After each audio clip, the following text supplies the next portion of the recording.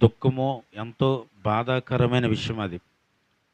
ఎందుకంటే యవ్వనస్తులున్నారు కదా! వినండి. యవ్వనస్తులారా, ఈ రోజుల్లో లోక సంబంధమైన విషయాలలో ప్రేమనే అనుకుంటూ చాలామంది అది ఆకర్షణమైన పరిస్థితికి లోనైపోయి, అది నిజంగా ప్రేమ అనుకుని వాళ్ళు చాలా దూరం వెళ్ళి, అవసరమైతే ఆ పెళ్ళిళ్ళు కూడా అయిన తర్వాత కూడా వాళ్ళ జీవితాలలో ఆ ప్రేమ మళ్ళీ కనిపించిన స్థితిలోనికి వెళ్ళే వాళ్ళని కూడా మనం చూస్తూ ఉన్నాం. మొదటి ప్రేమ చాలా గొప్పదే. అందుకే బైబిల్‌లో మొదటి ప్రేమ నీకుండిన మొదటి ప్రేమను నువ్వు వదిలితివి, అందుకే నీ మీద ఒక తప్పు మోపవలసి వచ్చిందని ప్రకటన గ్రంథంలో మనం చదువుకున్నాం కదా! మొదటి ఉన్న ప్రేమ చచ్చిపోయే వరకు ఎందుకుంటది మనిషిలో? ఇష్టపడ్డానన్నావు, ప్రేమించావు కదా! మరి ఎందుకు ఆ ప్రేమ కడవరకును నిలవట్లేదు ఈరోజు? ఎందుకో తెలుసా? అసలది ప్రేమ కాదు. అది ప్రేమ కాదు. నేను ఇలాగే చెబుతాను. మీరు విని దీన్ని ఎలా అర్థం చేసుకుంటారో అది మీ ఇష్టం. ఎందుకంటే నిజంగా అది ప్రేమే అయితే అది దీర్ఘకాలము సహిస్తుందని వాక్యంలో రాయబడి ఉంది. ఆమేన్. చెప్పండి. ప్రేమ అయితే దీర్ఘకాలము సహిస్తుందని పౌలు గారు అన్నారు కదా! దీర్ఘకాలము సహించటం అంటే సచ్చేదాకా ఒక వ్యక్తిని సహించటమే. ఆమేన్ చెప్పరా? ఇలాంటి ఆటిలకి ఆమేన్ చెప్పరు. మీ పిండి పిసికిన తొట్టి దీవించబడునుగాక అన్నామనుకో హల్లెలూయా అంటారు. ఇలాంటి ఆటిలకి ఆమేన్ చెప్పాలి. ఒక ఆశీర్వాద కోసమే కాదండి. ప్రతి విషయములో బాధాకరమైన విషయంలో కూడా ఒక క్రైస్తవుడు నిబ్బరం కలిగి, ధైర్యం కలిగి ఉండాలంటే ఇలాంటి ఆటిల్లో కూడా ఉండాలి. అందుకే పౌలు అన్నాడు, నీకున్న మొదటి ప్రేమను నువ్వు వదిలేసావు. దేవుడు అంటున్నాడు, వదిలేసావు నువ్వు. ఎందుకు వదిలేసావు అంటే నేను అంటాను, అసలు అది ప్రేమ కాదు కాబట్టి వదిలేశాడు. ఒకవేళ అది నిజముగా ప్రేమే అయితే నీకోసం పరలోకాన్ని విడిసి వచ్చిన యేసు ప్రాణాలు వదిలినంతగా ఈరోజు నువ్వు ప్రేమించిన వ్యక్తి నీ కొరకు ప్రయాసపడుతుందా? నీ కొరకు ప్రయాసపడుతున్నాడా చెప్పండి. లేదు, ప్రేమ పెళ్ళిళ్ళు నేను చెప్తాను 75% ఫెయిల్యూర్. ఎక్కడో ఎక్కడో ఆ 25%. ఎందుకంటే అది ఆకర్షణకరమైన ప్రేమ అయితే అలాగే ఉంటాయి. ఆకర్షింపబడి ప్రేమించకండి. నచ్చేసిందని ప్రేమించకండి. నచ్చేసాడని ప్రేమించొద్దు. అసలు అది దేవుని చిత్తమో కాదో కూడా ఎరిగేయాలి, తెలుసుకోవాలి. ఒకవేళ నువ్వు నిజంగా ఆ వ్యక్తిని ఇష్టపడితే, ఆ వ్యక్తి నీకు నచ్చిన వ్యక్తి అయితే, నేను చెబుతున్నాను, ఆ వ్యక్తి దేవుడి చిత్తములో ఉన్నాడో లేదో తెలుసుకోవాలి ముందు నువ్వు. నువ్వే నిర్ణయం తీసేసుకుంటావు, నాకు ఇలాంటోడైతే బాగుంటుంది, నాకు ఇలాంటిదైతే బాగుంటుంది. దేవుని చిత్తమో, దేవుని ఉద్దేశమో, దేవుని ఆలోచన వద్దా? అలా దేవుని ఆలోచన లేకుండా ఎంతోమంది ప్రేమలో పడి ఫెయిల్యూర్ అయిపోయి జీవితాలు పాడు చేసుకుని సర్వనాశనం అయిపోయిన బైబిల్లో చాలామంది ఉన్నారండి. కాబట్టి ప్రతి ఒక్కరూ తెలుసుకోవాల్సిన విషయము, ప్రేమ అంటేనే క్రీస్తు. కాబట్టి ఆయన నిన్ను ప్రేమిస్తున్నాడు. ఆయన నిన్ను ప్రేమిస్తున్నాడు కాబట్టి నీ జీవితంలో ఏది జరిగినా ముందు యేసయ్యకి చెప్పు. ముందు నీ జీవితంలో అది మంచి అయినా, అది చెడ్డైనా, ప్రభువా ఇదిగో ఈరోజు ఇది జరిగింది నా జీవితంలో, నీకు ఇష్టమా కాదా? ఈరోజు నేను ఈ పని చేశాను, ఇది నీకు ఇష్టమా కాదా? ఈరోజు నేను ఇలా ఉన్నాను ప్రభువా, ఇది నీకు ఇష్టమా కాదా? నేను ఇది చేస్తున్నాను ప్రభువా, ఇది నీకు ఇష్టమా కాదా అని అడుగు వారిని దేవుడు ఇష్టపడతాడండి. ఆమేన్. హల్లెలూయా. ఎందుకో తెలుసా, నేను అంటాను, అలా మాట్లాడేవారు దేవుని చిత్తాన్ని నెరవేర్చేవారండి. ఎవరు? దేవుని చిత్తాన్ని నెరవేర్చేవారు. దేవుని చిత్తాన్ని నెరవేర్చకుండా నీ జీవితాన్ని నీ చేతిలోకి తీసేసుకుంటే ఎంతమంది అండి, ఎంతమంది పాడైపోరు తెలుసా అండి? ఎంతమంది జీవితాలు, ఎన్నో జీవితాలు సర్వనాశనం అయిపోయినాయండి ప్రేమ అనుకుని. ప్రేమ కాదు. నేను అంటాను, ప్రేమ అంటే క్రీస్తు ఒకటే ఈ లోకంలో. నిన్ను అంతకు మించి ప్రేమించేవారు ఎవరైనా ఉన్నారంటే మళ్ళీ నేను చెప్పేది ఒకటే, నీ తల్లి తండ్రే. ఎవరు? నీ తర్వాత నిన్ను దేవుడు తర్వాత ప్రేమించేది మళ్ళీ నీ తల్లి నీ తండ్రే. ఇంకెవ్వరు నిన్ను ప్రేమించరు ఈ లోకంలో. ఒకవేళ ఎవరన్నా ప్రేమిస్తున్నారని అనుకుంటే అది నీ భ్రమ. కొన్ని రోజులు ప్రేమిస్తారు, డబ్బున్నని చెప్పి ప్రేమిస్తారు, లేకపోతే ఆ ప్రేమ మోజు తీరే వరకు ప్రేమిస్తారు. తర్వాత ఏమీ లేదు, నీ జీవితం సర్వనాశనం చేస్తారు. కాబట్టి నువ్వు తెలుసుకోవాల్సింది ఒక్కటే, ఏంటి తెలుసా? శాశ్వత కాలం ప్రేమించేవాడు ఎవరో చెప్పండి? చెప్పాలి, మనస్ఫూర్తిగా చెప్పండి. ఎవరు ప్రేమిస్తారు? ఈ లోకంలో ప్రేమ నిజమైందని నమ్ముతున్నావా? ఈ లోకంలో నిన్ను ఉబ్బించే మాటలు నువ్వు నమ్ముతున్నావా? ఈ లోకంలో ఎన్నో ఉన్నాయండి. అవన్నీ నిన్ను భ్రమపరుచు ఆత్మ పని చేస్తే అది వాడుకుంటుందని తెలుస్తుందా నీకు? అది భ్రమపరిచే ఆత్మ అండి. అది ఒక మనిషి మీద పని చేస్తున్నప్పుడు ఒక వ్యక్తిని చూస్తావు, ఇష్టపడిపోతావు, ఆలోచన చెయ్యవు, ఏమి చెయ్యవు, దేవుడికివ్వవు, దేవుడికి చెప్పవు, అంతా నీకు నచ్చినట్టే చేసేస్తావు. చివరికి జీవితం అంతా పోయిన తర్వాత సంసోను గుర్తొస్తాడు మనకి.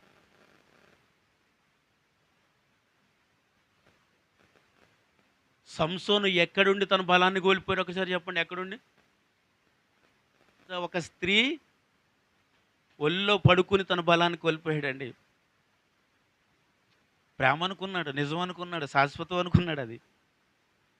ఒక స్త్రీ భయంకరమైన మాటల చేత తన కాళ్ళ మీద పడుకోబెట్టుకుని సంసోను ఇష్టపడిపోయినట్లు, ఎంతో ప్రేమించేసినట్లు తను మాట్లాడే ప్రతి మాటకు సంసోను ఏం చేశాడండి?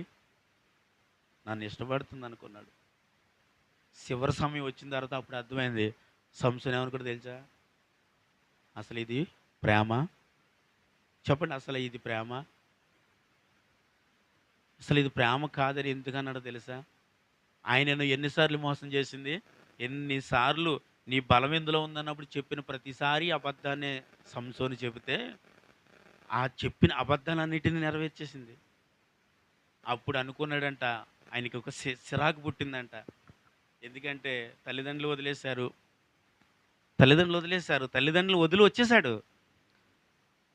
భార్య చచ్చిపోయింది, పెళ్లి చేసుకున్న భార్య చచ్చిపోయింది. వ్యభిచారులు వెంట పడ్డాడు, తిరిగాడు, ఇంకా ఆ స్త్రీ దగ్గరికి వచ్చాడు. వచ్చిన తర్వాత అది కూడా ప్రేమిస్తుందని అనుకున్నాడు, అది కూడా మోసం చేసింది. ఆ తర్వాత అనిపించింది అసలు జీవితమే వ్యర్థము. ఏ వ్యర్థం? అసలు జీవితమే వ్యర్థము. ఇంక ఇలాంటి సమయంలో ఇంకా బతుకుంటే ఏంటండి, చచ్చిపోతే ఏంటి అని అనుకుని చెప్పకూడని సత్యాన్ని చెప్పాడు. ఎందులో ఉంది నీ బలం అని అడిగితే, నా జుట్టు తీసేస్తే నా బలాన్ని కోల్పోతాను అని చెప్పాడు. వదిలేసిందా? మరి ప్రేమించానందగా. అయ్యో, అతని బలమంతా దానిలో ఉన్నదని గ్రహించిన మనిషి అయితే, నిజంగా ఇష్టపడిన వ్యక్తి అయితే తను వదిలేయాలిగా. లేదంటే తనను ప్రేమించే వ్యక్తి అయితే తను కాపాడుకోవాలిగా. తన్ని కాపాడుకుందా? గుండు గోరికించి ఫిలిప్తిని తీసుకొచ్చి అప్పగించేసిందండి. ఏదో ఒక రోజు ఇలాంటి పరిస్థితులు వస్తే ప్రేమలకు ఏమలని మీద పరిగెడతా రోడ్లంట, జాగ్రత్త. భయంకరంగా బలాన్ని కోల్పోయి ఫిలిప్తుల చేతికి ఎలా అప్పగింపబడ్డాడో తెలుసా అండి? కళ్ళు పీకేసి అప్పగింపబడ్డాడు. పీకేశారు, కళ్ళు పీకేశారు. ముందు కళ్ళు పీకేసి బలాన్ని తీసేసి ఇనప సంఖ్యలతో బంధించి తీసుకెళ్ళారంట. ఇనప సంఖ్యలతో బంధించి తమ్మాలకు కట్టేస్తే అక్కడ రాయబడిన మాట ఏంటో తెలుసా అండి? సంసోను తన బలమును కోల్పోయాడు అని రాయబడి ఉంటుంది. సంసోను తన బలాన్ని ఎందుకు కోల్పోయాడు చెప్పనా? ఎందుకు కోల్పోయాడండి? దేవుని వాగ్దానంలోంచి బయటకు వచ్చాడు కాబట్టి కోల్పోయాడు. అది గుండు కొట్టించిన వాళ్ళని దేవుడు ఆత్మ విడిచి వెళ్ళిపోయిందండి. ఇది నమ్ముతున్నావు కాబట్టి నీ బతుకు మారతలేదు ఎప్పుడు అంటాను నేను. ఇది కాదు నువ్వు నమ్మాల్సింది. దేవుని కొరకు నాజీరి చేయబడ్డానన్నాడు. అంటే దేవుడు కొరకు తాను అప్పగించబడ్డాడు కాబట్టి ఎప్పుడు తన తల మీద మంగళ కత్తి వేయరాదని దేవుడిచ్చిన వాగ్దానం అది. ఆ వాగ్దానాన్ని మీరు ముందుకు వెళ్ళాడు కాబట్టి బలాన్ని కోల్పోయాడు, ప్రాణాల్ని. దేవుణ్ణి ఏదో ఒక వాగ్దానం ఉంటుందిగా నీకు. ఇక్కడ ఉందంటారా లేదా? మీకు ఉందా అండి? ఉంటే కుడిసే చూపిద్దాం, లేదనుకుంటే వదిలేద్దాం. ఇలాగ మామూలుగా ఉందా? అంటే దేవుడు ప్రతి ఒక్కరికి ఒక వాగ్దానము చేశాడు. ఆ వాగ్దానమునకు తగినట్లు మనము బ్రతకకపోయినప్పుడు, సంసోను తన వాగ్దానము తగినట్లు, ఎందుకంటే తన గర్భము రాక మునిపే దేవుడు కొరకు పుడతాడని రాయబడి ఉంది కదా. నీకు ఒక కుమారుడు పుడతాడు, దేవుని కొరకు వాడబడాలని తల్లితో తండ్రితో దేవుని దూత వచ్చి చెప్పింది కదా. దేవుని దూత వచ్చి చెప్పి దేవుడు పని కొరకు వాడబడాలి, ఇశ్రాయేలును విడిపించడానికి వాడబడాలి అని చెప్పిన ఆ దూత వెళ్ళిపోయిన తర్వాత తనకి నిజంగా గర్భం వచ్చి కుమారుని కని ఏ రోజైనా దేవుని సువార్త చెప్పిందా?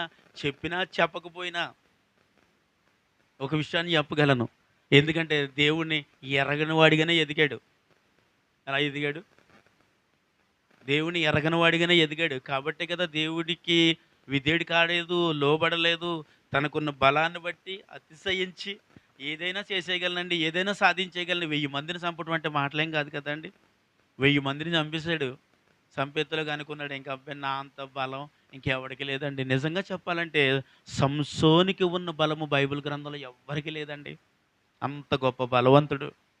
అంత బలాన్ని దేవుడు సంసోనికే ఎందుకు ఇచ్చాడు అంటే, ఇశ్రాయేలు ప్రజలను రక్షించడానికి తన బలాన్ని దేవుడిచ్చాడు. చప్పట్లు కొట్టండి ఒకసారి అందరూ. ఇశ్రాయేలు ప్రజలను రక్షించడానికి అంత బలాన్ని ఇస్తే, ఆ బలాన్ని ఒక స్త్రీ కొరకు కోల్పోయండి. ఒక స్త్రీ కొరకు కోల్పోయి కళ్ళను బీకేసుకుని పరిస్థితి తెచ్చి, ప్రాణాలు విడిచిపెట్టే పరిస్థితి తెచ్చుకున్నాడు. నువ్వు దేవుని వాగ్దానములో ఉన్నదానివి ఉన్నవాడివి అయితే, నేను అంటాను, దేవుని మాటకు కట్టుబడేటట్టు బ్రతకాలి. బ్రతకకపోతే కోల్పోతావు. ఏం కోల్పోతావు?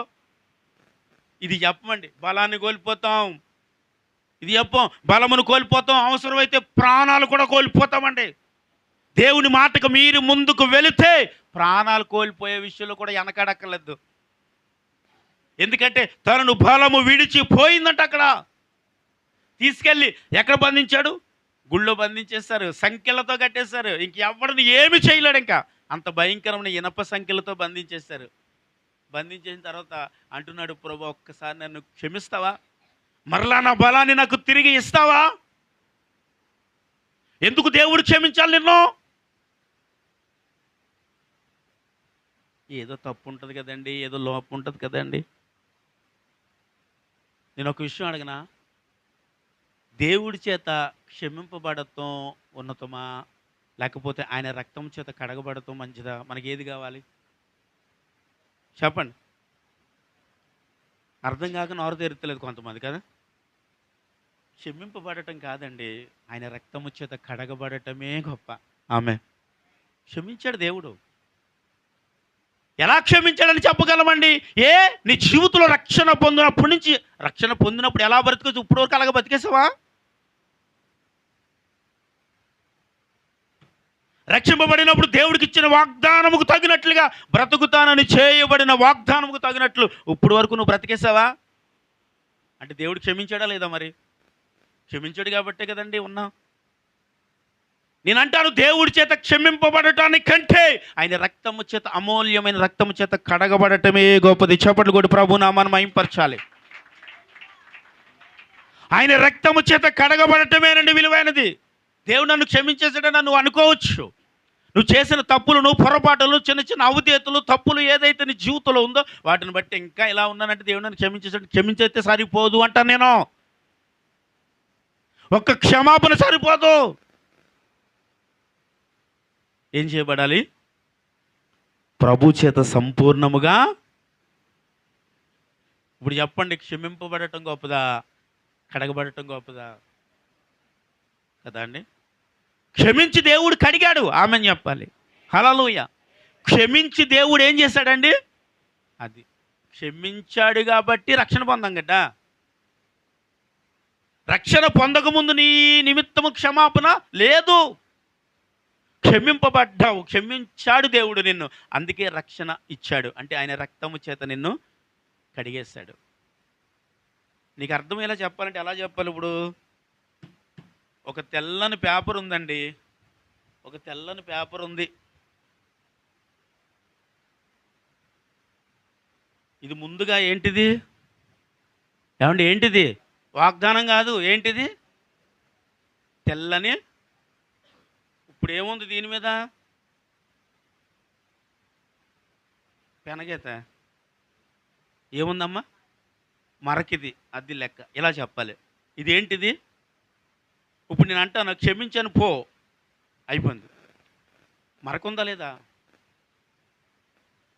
క్షమించాను అనగానే మరకపోయిందా? ఇప్పుడు ఇది పోవాలి. పోవాలంటే క్షమించడం వల్ల పోలేదు. ఏం జరగాలి ఇప్పుడు? ఇది మళ్ళీ యేసు రక్తము చేత అద్దండి.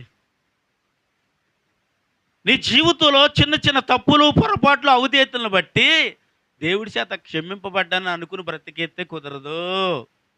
క్షమించేస్తే కుదరదు, క్షమించటం వల్ల ఏమి లాభం నీకు లేదు. మనిషే క్షమించాడు ఈ భూమి మీద, దేవుడు గొప్పోడు, అంతకంటే గొప్పోడు. క్షమించడేంటి? వెళ్ళి పాదాలు పట్టుకుని అది తప్పు అయిందంటే క్షమించండి అంటే మనిషే క్షమించాడు. మరి దేవుడు క్షమించడేంటి? దేవుడు క్షమించాడు. నేను అంటాను, క్షమించటం కాదు, ఈ మరకపోయేదాకా కడగాలి. ఆ కడిగేవాడే సర్వశక్తుడంత దేవుడు. చప్పట్లు కొడదాం. అమరకపోయేదాకా కడగగలిగిన దేవుడు ఆయన ఒక్కడే. కాబట్టి దేవుడు కొరకు నాజీరు చేయబడిన వ్యక్తి తన దేవుడు కొరకు ఉపయోగములోనికి లేకుండా తనకున్న యవ్వనాన్ని, తనకున్న అందాన్ని, తనకున్న బలాన్ని, తనకున్న జ్ఞానాన్ని బట్టి లోక ప్రేమ, లోక ఆశలు ఏం చేసినాయి? అసలు దేవుని ఆలోచనే లేకుండా చేసిందండి సంసోనని. యుద్ధానికి వెళ్ళేటప్పుడు మార్తో యెహోవా ఆత్మ ఆయన మీదకి ఎందుకు వచ్చింది? ఆ సమయంలోనే దేవుణ్ణి ప్రార్థించాడంతే. ఎప్పుడండి? చక్కగా నోరు తెరిచి చెప్పొచ్చు కదా. అంటే శ్రమ వచ్చినప్పుడు మాత్రమే ప్రార్థించడం అంటారు దీన్ని. సంసోను యుద్ధానికి వెళ్ళేటప్పుడు మాత్రం ప్రభువా నీ ఆత్మ నాకు ఇవ్వని చెద్దగొట్టి పాడేసేవాడు. అంటే ఆ స్త్రీ తొడ మీద పడుకున్నప్పుడు కూడా దేవుని ఆత్మ ఉండి ఒకవేళ ఉన్నదనుకో ఆ టైంలో ఆ గుండె కొట్టాల్సిన పరిస్థితి సంసోనికి వచ్చుండేది కాదు. తన బలాన్ని కోల్పోయి ఉండేవాడు. ఇప్పుడు చెప్పండి, లోకం ప్రేమ గొప్పదా, యేసయ్య ప్రేమ గొప్పదా?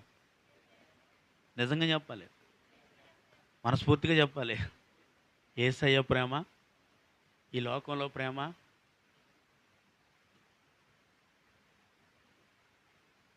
ఈ లోకములో ప్రేమ నీ ప్రాణాన్ని కోల్పోయేటట్టు చేస్తే యేసయ్య ప్రేమ నిత్య జీవాన్ని ఇచ్చింది. ఆమేన్ చెప్పండి. యేసయ్య ప్రేమ ఏమిచ్చిందండి?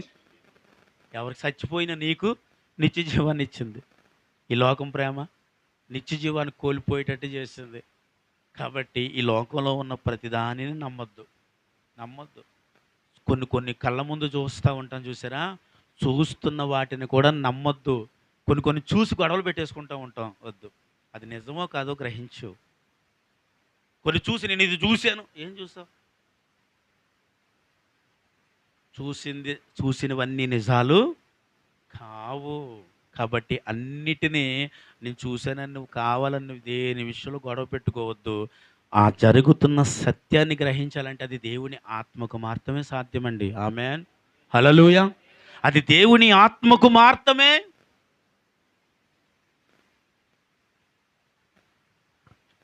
యవనస్తుడు తప్పక చూడండి,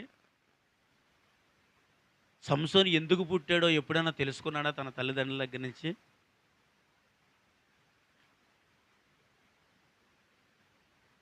ఈ ఫిలిష్తీయుల చేతులకి చాలా భయంకరమైన బానిసత్వంలో ఉన్నారు. ఎవరున్నారు తెలుసా? నా ప్రజలు బానిసత్వంలో ఉన్నారు. కాబట్టి వారి బానిసత్వం నుంచి విడిపించడానికి ఒక బలవంతుడు కావాలి. ఆమేన్ చెప్పండి. ఒక బలవంతుడు కావాలి. ఈరోజు నువ్వు చెప్పుకో, ఆ బలవంతుడవు నీవే కావాలి. ఆమేన్, హల్లెలూయా. ఆ బలవంతురాలువు నీవే కావాలి. ఇప్పుడు చెప్పండి, ఫిలిష్తీయులు అంటే ఎవరు? లోకం కదా అండి. ఇప్పుడు లోకంలో ఉన్న ప్రజలను విడిపించబట్టడానికి ఎవరు కావాలి? చూసారా, ఇక్కడ నోరు తెరలేదు ఎవరునే? ఎవరు కావాలండి? దేవుడు కావాలా? చూసారండి ఎంత అన్యాయం. దేవుడు కావాలంట. ఈ లోకములో ఉన్న ప్రజలను విడిపించబడటానికి ఆయన ఈ భూమి మీదకి వచ్చాడు, వెళ్ళిపోయాడు. ఇక చెయ్యాల్సింది మిగిలింది మనమే. దేవుడు నీకు ఇచ్చిన అధికారముతో చేయాల్సిన పని. ఈ లోకములో బానిసలుగా ఉన్న వాళ్ళు చాలామంది ఏం బానిసనండి? ఇది త్రాగుళ్ళలో ఉన్నారు, వ్యభిచారులు ఉన్నారు, పాపంలో ఉన్నారు, భయంకరమైన పరిస్థితుల్లో ఉన్నారు, భయంకరమైన వ్యాధులతో ఉన్నారు, భయంకరమైన సమస్యలో ఉన్నారు. ఈ సమస్య నుంచి నేను బయటికి రాలేను బాబోయ్ అన్న వాళ్ళు ఉన్నారు. వారిని విడిపించుటకు నీవు ఏ భారంతో వెళ్ళాలో తెలుసండి? దేవుని భారముతో పోవాలి. ఆమేన్ చెప్పండి, హల్లెలూయా. దేవుని భారముతో లేదు లేదు. ఏమన్నాడు తెలుసా? నాకు ఆమె కావాలి. ఆమె కావాలంటే నువ్వు దేవుణ్ణి వదిలేసుకోవాలి, ఇంకంతే. వదిలేసుకున్నాడా లేదా మరి? నాకు ఆమె కావాలండి, నాకు తప్పదు. వెళ్ళి వాళ్ళ తల్లి తండ్రి వెళ్ళి ఆ పిల్లలతో మాట్లాడి, కుటుంబంతో మాట్లాడి, వారిని నిశ్చితార్థం చేసి తిరిగి వచ్చే వరకు ఇంట్లో కూడి తినలేదంటే ఇది.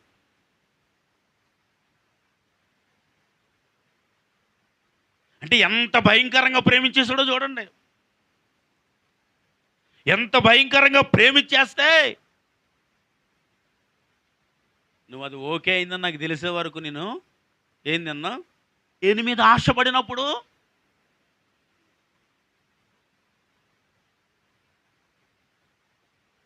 దేనికి ఆశపడినప్పుడు దేనికి ఆశ ఒక మనిషి పడిపోయాడు. నేను అంటాను, అసలు ఈ ఆశ ఒక మనిషికి ఎందుకు వచ్చేసిందంటే దేవుడు భయం లేకపోవటం వల్ల వచ్చేసింది ముందు. అది ఏం లేకండి, దేవుని భయము ఎప్పుడైతే ఒక మనిషిలో ఉండదో అప్పుడేనండి ఒక మనిషి నచ్చినట్టు బ్రతుకుతాడు. హల్లెలూయా. ఎప్పుడు బ్రతుకుతాడు చెప్పండి? ఒక మనిషి తానుకు తాను నచ్చినట్టు బ్రతకాలి అంటే ఎవరి భయం ఉండకూడదు. అవునా కాదా అండి? ఎవరి భయం ఉండకూడదు. ఎవరొకరు భయం అనేది ఉంటే తనకు నచ్చినట్టు తాను బ్రతకలేడు, బ్రతకదు. అవునా కాదా అండి? తనకు నచ్చినట్టు తను బ్రతకదు. ఎందుకంటే తానుకు ఒక వ్యక్తి ఉన్నారు, ఏదైనా చేయాలన్నా, ఒకవేళ ఏ పనైనా ప్రారంభించాలన్నా, ఏదైనా మాట్లాడాలన్నా ముందు ఆ వ్యక్తి దగ్గరికి వెళ్ళి సొల్యూషన్ తీసుకోవాలి. అంటే నేను అంటాను దానిని భయం అంటాం దాన్ని. అంటే ఒక వ్యక్తి దగ్గరికి వెళ్ళి మనము దానిని ఆ అనుమతి పొందటానికి ఒక వ్యక్తికి భయము ఉన్నప్పుడే, అది నీ ఇల్లైనా, నీ తల్లైనా, నీ తండ్రైనా, మీ బిడ్డలైనా, మీ కుటుంబంలో ఎవరైనా సరే, నీకు తెలియకుండా ఏదైనా చేస్తున్నారంటే వాళ్ళకి ఏం లేదో తెలుసా? ముందు కుటుంబం భయం లేదు, రెండోది దేవుని భయము. దేవుని భయము లేకపోతే ఏమవుతుంది అంటే, దేవుని భయము లేని స్థలము కాబట్టి అబ్రహాం అన్నాడు, ఏమండి నా భార్య కాదు, ఈమె నా చెల్లులో. ఎందుకంటే ఆ స్థలములో దేవుని భయము, దేవుని భయము లేదు కాబట్టి అక్కడ ఉన్నవారు దుర్మార్గులను రాయబడి ఉంది వాళ్ళ కొరకు. అంటే ఇప్పుడు దేవుని భయం లేకపోతే నేనేంటో తెలుసా? దుర్మార్గుడిని చెప్పుకోవాలంతే. దేవుని భయము నీలో ఉన్నప్పుడే నీ కొరకు దేవుడు మంచిగానే మాట్లాడాడు తప్ప చెడ్డగా. దేవుని భయం అది. దేవుని భయము లేని ప్రజల మధ్య ఒక మనిషి బ్రతకగలడా అని అడుగుతున్నాను నేను. చెప్పాలండి, బ్రతకగలడా? ఒక 100 మంది తాగే వాళ్ళ దగ్గరికి తాగినోని తీసుకెళ్ళి పెట్టామనుకోండి, ఏం చేస్తాడు? ఒక రోజు 2 రోజులు వాసన వస్తుందండి ముక్కు మూసేసుకుంటాడు. 3వ రోజు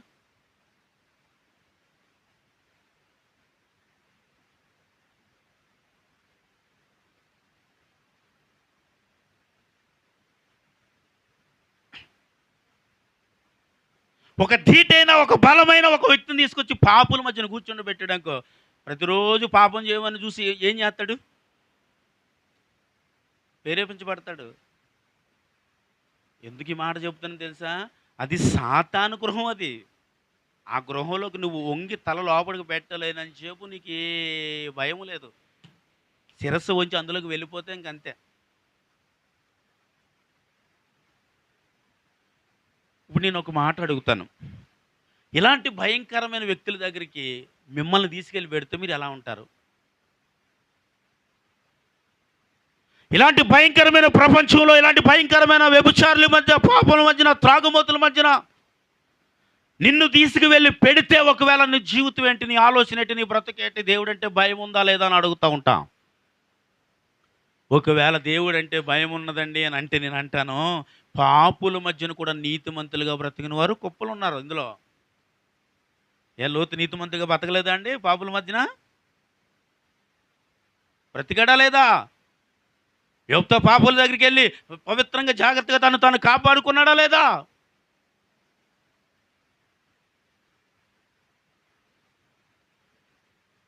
ఎప్పుడు ఇలా జరుగుతుందండి అంటే ఆకర్షింపబడినప్పుడు జరుగుతుందండి. ఎప్పుడు? దేనికి ఆకర్షణ?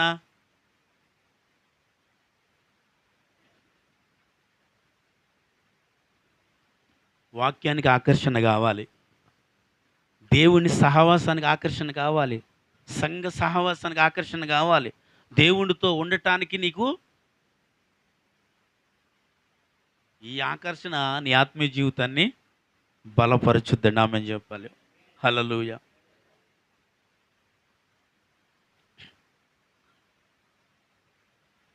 ఆకర్షింపబడిన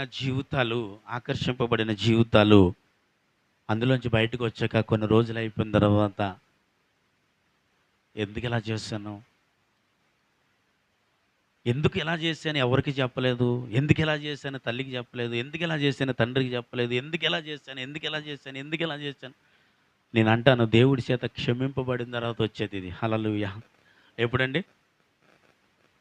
అప్పుడే అన్నాడన్నమాట, నా బలాన్ని మళ్ళీ నాకు కావాలి ప్రభువా. దేవుని యొద్ద మనము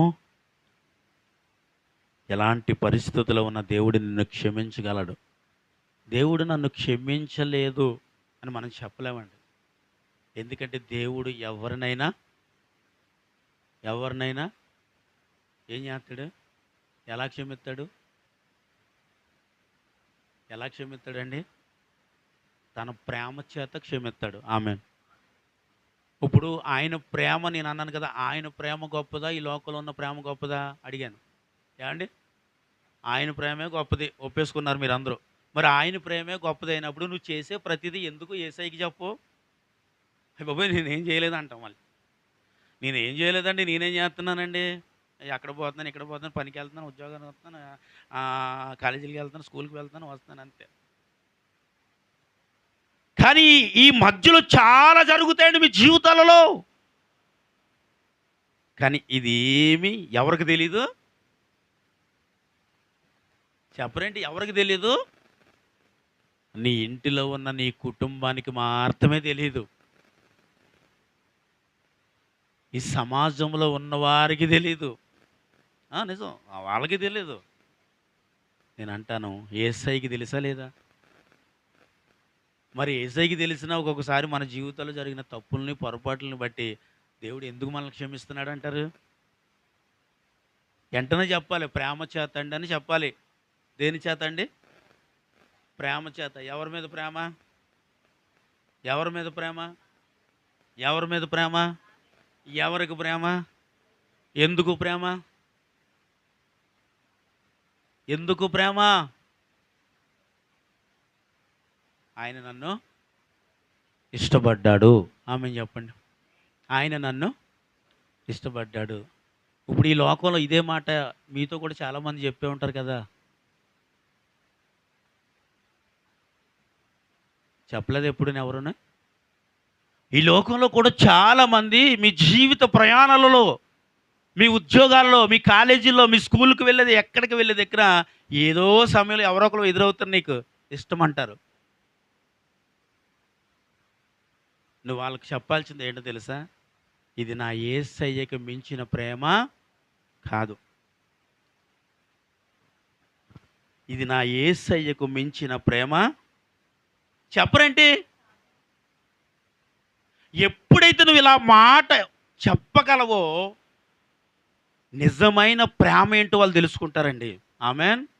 నిజమైన ప్రేమ ఏంటో అప్పుడు అర్థమవుతుంది. అంటే నా మాటలో ప్రేమ, నా చూపులో ప్రేమ, ఇవన్నీ ఆకర్షణ మాత్రమే. ఇది ప్రేమ కాదు, ప్రేమ కాదు, జాగ్రత్త. ఓన్లీ ఆకర్షింపబడుతున్నావు అంతే. నువ్వు ఆకర్షణకు లోనై నీ జీవితం అంతటిలో ఎన్నో కోల్పోవడానికి కారణం అవుతున్నావు. ఫిలిష్తీయులను రక్షించడానికి తన బలాన్ని ఉపయోగించి అద్భుతంగా వాడబడి ఉంటే న్యాయాధిపతులు ఆయన ఒక్కడే కదండి. దేవుని పని మర్చిపోయి, దేవుని ప్రజలు మర్చిపోయి, ఫిలిష్తీయులు చేయాల్సిన యుద్ధం మర్చిపోయి,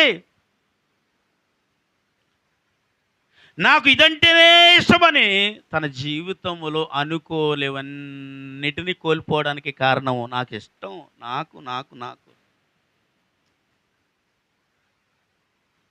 ఎప్పుడన్నా అన్నారా ఇది నా ప్రభుకి ఇష్టం లేదని? చెప్పండి నిజంగా. ఎప్పుడైనా అన్నారా, ఇది నా ప్రభుకి ఇష్టం కాదండి, నేను ఇలా మాట్లాడితే నా యేసయ్యకి ఇష్టం కాదండి, నేను ఇలా ఎవరి వైపున చూస్తే నా యేసయ్యకి ఇష్టం కాదండి, నేను ఎవరితోనో ఇలా మాట్లాడితే నా యేసయ్యకి ఇష్టం కాదండి, నేను ఈ పని చేయటం నా యేసయ్యకి ఇష్టం కాదండి, నేను బైబిల్ చదివితేనే నా యేసయ్యకి ఇష్టమండి, ప్రార్థన చేస్తేనే నా యేసయ్యకి ఇష్టమండి, ఆయనకి నచ్చినట్టు బ్రతికితేనే నా యేసయ్యకి ఇష్టమండి. ఆలోచించారా? మీ జీవితంలో ఒక్కటన్నా ఉందా లేదా కనీసం ఇది నా యేసయ్యకి ఇష్టం కాదండి అన్నది?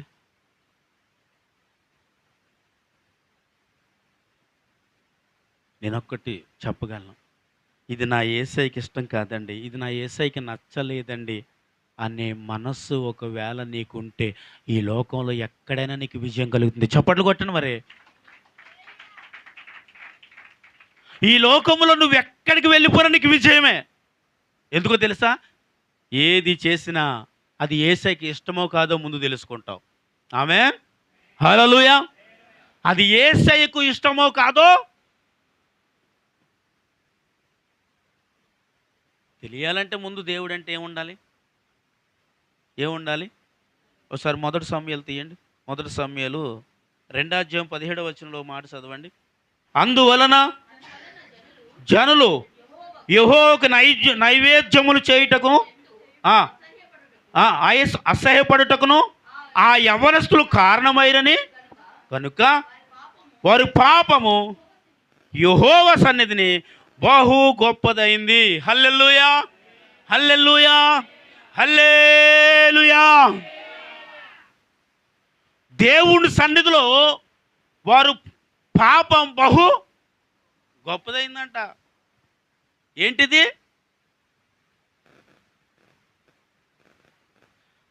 ఎందుకంటే వారి కొరకు రాయబడిన మాట, వారు దేవునినే ఎరగలేని వారుగా ఉన్నారు. ఎలా ఉన్నారు? వారు దేవుణ్ణి ఎరగని వారు. 12వ వచనం చదవండి. 12వ వచనం అదే అధ్యాయంలో. యెహోవాను ఎరుగని వారై మిక్కిలి దుర్మార్గులై ఉండిరి. చాలమ్మా, అందరూ ఆమేన్ చెప్పండి. హల్లెలూయా, హల్లెలూయా. ఎలా ఉన్నారు? వారు దేవుణ్ణి, దేవుడే తెలియలేదంటే వీళ్ళకి. వీళ్ళు ఎక్కడున్నారంటే మరి దేవుని మందసాన్ని కాపు కాస్తున్నారు వీళ్ళు. షిలోహులో దేవుని మందసము దగ్గర కాపు కాస్తున్నారు వీరు. వీరికాండి దేవుడు తెలియకపోవటం అంటే దేవుడు పని చేస్తున్నారా లేదా? దేవుని మందసం కాయటం అంటే ఏంటండి? దేవుని సేవ. దేవుని సేవ చేస్తున్న వీళ్ళకి ఏం తెలియలేదంట? దేవుడు పని చేస్తున్నారు, దేవుడు సేవ చేస్తున్నారు. తన తండ్రి గొప్ప దైవజనుడు. కానీ వీళ్ళకి దేవుడని యెహోవా ఎవరో కూడా తెలియని దుర్మార్గపు స్థితిలో ఉన్నారంట.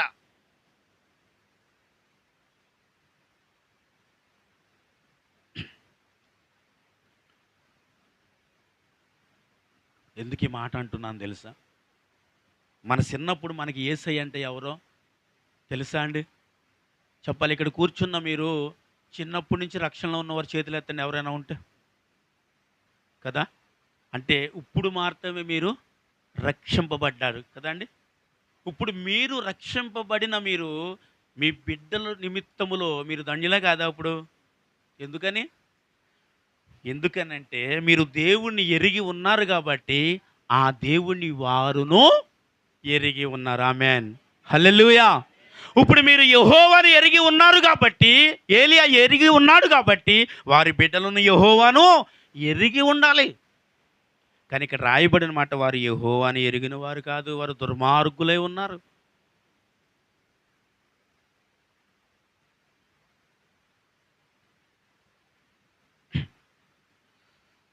కొన్ని విషయాల్లో మనం అంటూ ఉంటాం, మన పిల్లల కోసమే, మీ పిల్లల కోసం అంటూ ఉంటారు. మీరు ప్రార్థన చేసేవారు, మీ పిల్లలు ప్రార్థన చెయ్యరు. మీరు బైబిల్ చదువుతుంటారు, మీ పిల్లలు బైబిల్ చదవరు. మీరు దేవుని సన్నిధిలో ఎలా ఉండాలి, దేవుని సన్నిధిలో అలా ఉండాలి అని మీరు అన్నీ మీకు తెలుసు ఎలా ఉండాలో. కానీ వాళ్ళకి తెలియకపోవడానికి చెప్పట్లేదా? వారికి దేవుని సన్నిధిలో ఎలా ఉండాలో నేర్పించట్లేదా?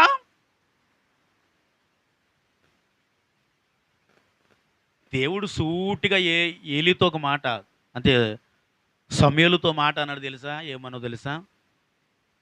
వారి పిల్లలు ఈ రీతిగా ఉన్నారని గ్రహించి వారి పిల్లలను తను ఏం చేయలేదో తెలుసా? గద్దించలేదు.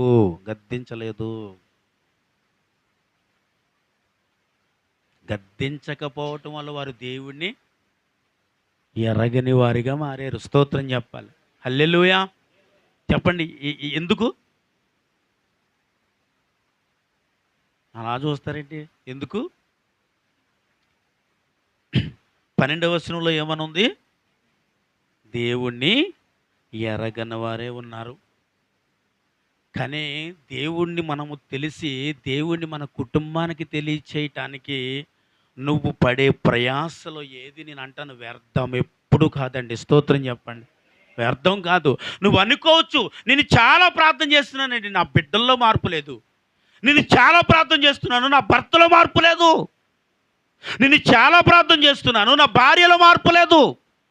నేను చాలా ప్రార్థన చేస్తున్నానండి, మా కుటుంబంలో మార్పు లేదు. ఎంతో కన్నీరు విడుస్తున్నాను, నా కుటుంబంలో మార్పు లేదు. చాలామంది నోట నుంచి వినే మాట ఇది.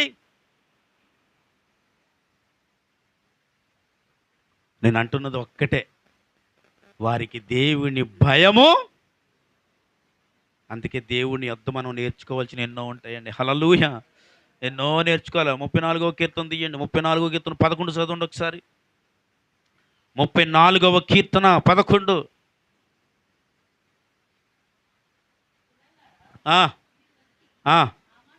ఏం చేయాలండి? యెహోవా యందు భయభక్తులు ఏం చేస్తాను? స్తోత్రం చెప్పండి. హల్లెలూయా. పిల్లలారా, నా యొద్దకి వచ్చి ఏం చేయాలి?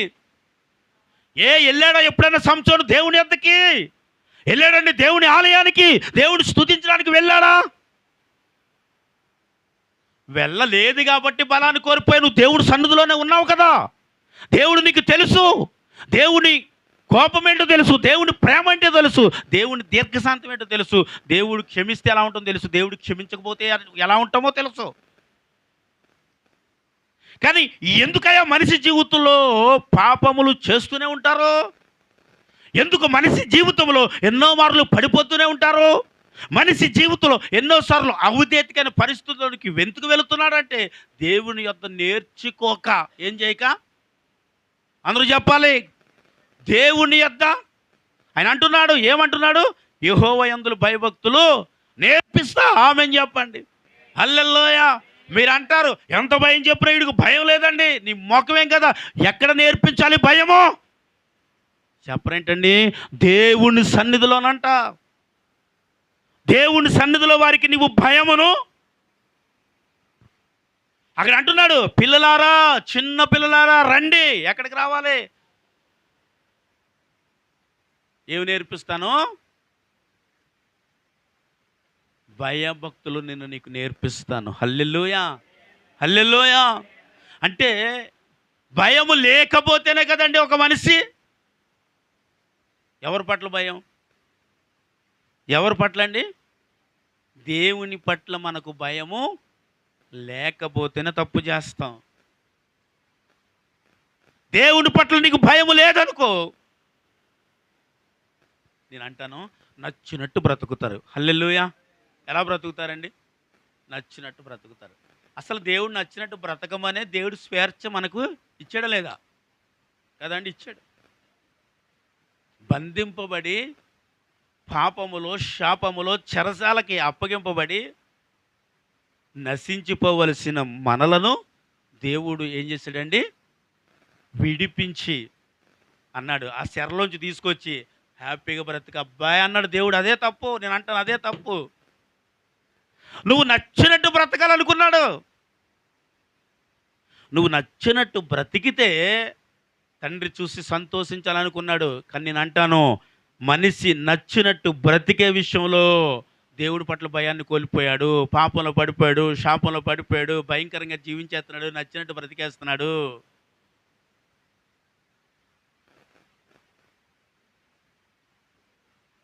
అందుకే కొంతమంది కాదు, అందుకే కొన్ని విషయాలలో ఏం చేయాలండి, పిల్లలను శ్రమ పెట్టాలి. ఏం చేయాలి? పెట్టాలి. శ్రమ పెట్టాలి, బాధ పెట్టాలి, ఇబ్బంది పెట్టాలి. ఏ విషయంలో ఇబ్బంది పెట్టాలి? ఆత్మ సంబంధమైన విషయంలో కాదండి, కాదు. ఈ భౌతిక సంబంధమైన కొన్ని విషయాలలో ఆ బిడ్డలను మీరు ఎలా, ఏ రీతిగా తయారు చేయాలో, ఏ రీతిగా చెప్పాలో, ఏ రీతిగా చెయ్యగలిగినప్పుడు వారు దేవుని యందు వారి భయాన్ని నేర్చుకుంటారండి. స్తోత్రం, హల్లెలూయా. ఎవరి యందు భయం నేర్చుకుంటారు? భయము లేకపోతే ఏమవుతారు చెప్పాలండి? భ్రష్టులు అయిపోతారు. అంటే దేవుని భయం లేకపోతే ఎందుకు భ్రష్టులు అవుతారంటే, ఎలా ఉంటే ఎవడేం చేస్తాడు, ఎలా ఉంటే నన్ను ఎవరు చేస్తారు, నన్ను ఎవరు చూస్తారు, నన్ను ఎవరు ఏం చేస్తారు అనే ఒకే ఒక మాట మనిషి జీవితంలో భ్రష్టత్వమును తీసుకొస్తుందండి. భయపడాలి. దేనికి భయపడాలి? నేను ఒక విషయం చెప్పనా, నీ ఆత్మీయ జీవితంలో ప్రతిదానికి భయపడి క్రైస్తవుడు బ్రతకాలి. బ్రతకకపోతే భ్రష్టుడు అవుతాడు. దేనికి? ప్రతిదానికి ఈ లోకములో ఉన్న ఎన్నో విషయాలకు భయపడుతూ బ్రతకకపోతే తన జీవితాన్ని ఏం చేసుకుంటాడు? భయపడి బ్రతకటం అంటే చెప్తాను, భయపడి బ్రతకటం అంటే నువ్వు నాకు కావాలి అన్న పొతేపరు భార్య దగ్గర నుంచి పరిగెట్టాడు, అక్కడే నిలవబడలేదు. ఏం చేయలేదు చెప్పాలి నోరు తెరిచి? అక్కడే నిలవబడి కొన్ని వాక్యాలు ఆమెకి బోధించాడేంటి? ఏమా బోధించాడా? నాకు బాగా భక్తి తెలుసు, నేను బాగా భక్తిలో ఉన్నాను, దేవుళ్ళో ఉన్నాను, వాక్యం బాగా తెలుసు నాకు అని ఆమె ఎదుర్కొంటేనే నిలవబడి కొన్ని వాక్యాలు బోధించి ఆమెను మార్చేయడానికి ఏ విధమైన ప్రయత్నము యోసేపు ఏం చేశాడు? నీ ఆత్మీయ జీవితానికి అది ఒక్కటే గొప్పది. ఆమెను చెప్పండి. నీ ఆత్మీయ జీవితానికి ఏది గొప్పది? పారిపోవటమే. ఎక్కడి నుంచి పారిపోవాలి తెలుసా? ఇది మంచిది కాదనుకున్న స్థలం నుంచి పారిపో. ఈ మనిషి దుష్టుడు అని అనుకుంటే పారిపో. ఈ మనిషి దగ్గర మనం ఉండకూడదు అనుకుంటే పారిపో. పారిపోకపోతే పట్టుకుంటుంది నిన్ను. ఏం చేస్తుందండి? పట్టుకుంటుంది. పారిపోయాడు కాబట్టి పట్టుకోవడానికి ప్రయత్నం చేసి వస్త్రాన్ని మాత్రం తీసుకుంది. చెప్పాలి, ఏం తీసుకుంది? వస్త్రాన్ని మాత్రం తీసుకుంది. తన ఆత్మీయ జీవితాన్ని తీసుకోలేదు, తన పవిత్రతను తీసుకోలేదు, తన పరిశుద్ధతను, వస్త్రాన్ని తీసుకుంది. దానివల్ల కూడా అనేకమైన విధమైన శ్రమలను అనుభవించి ఇంకా నీతిమంతుడిగా మార్చబడలేదండి. స్తోత్రం చెప్పండి. ఇంకా ఏం చేశాడు? నీతి నిమిత్తమును హింసింపబడి వారి పరలోక రాజ్యమే వాళ్ళది. దేవునికి స్తోత్రం చెప్పండి. హల్లెలూయా.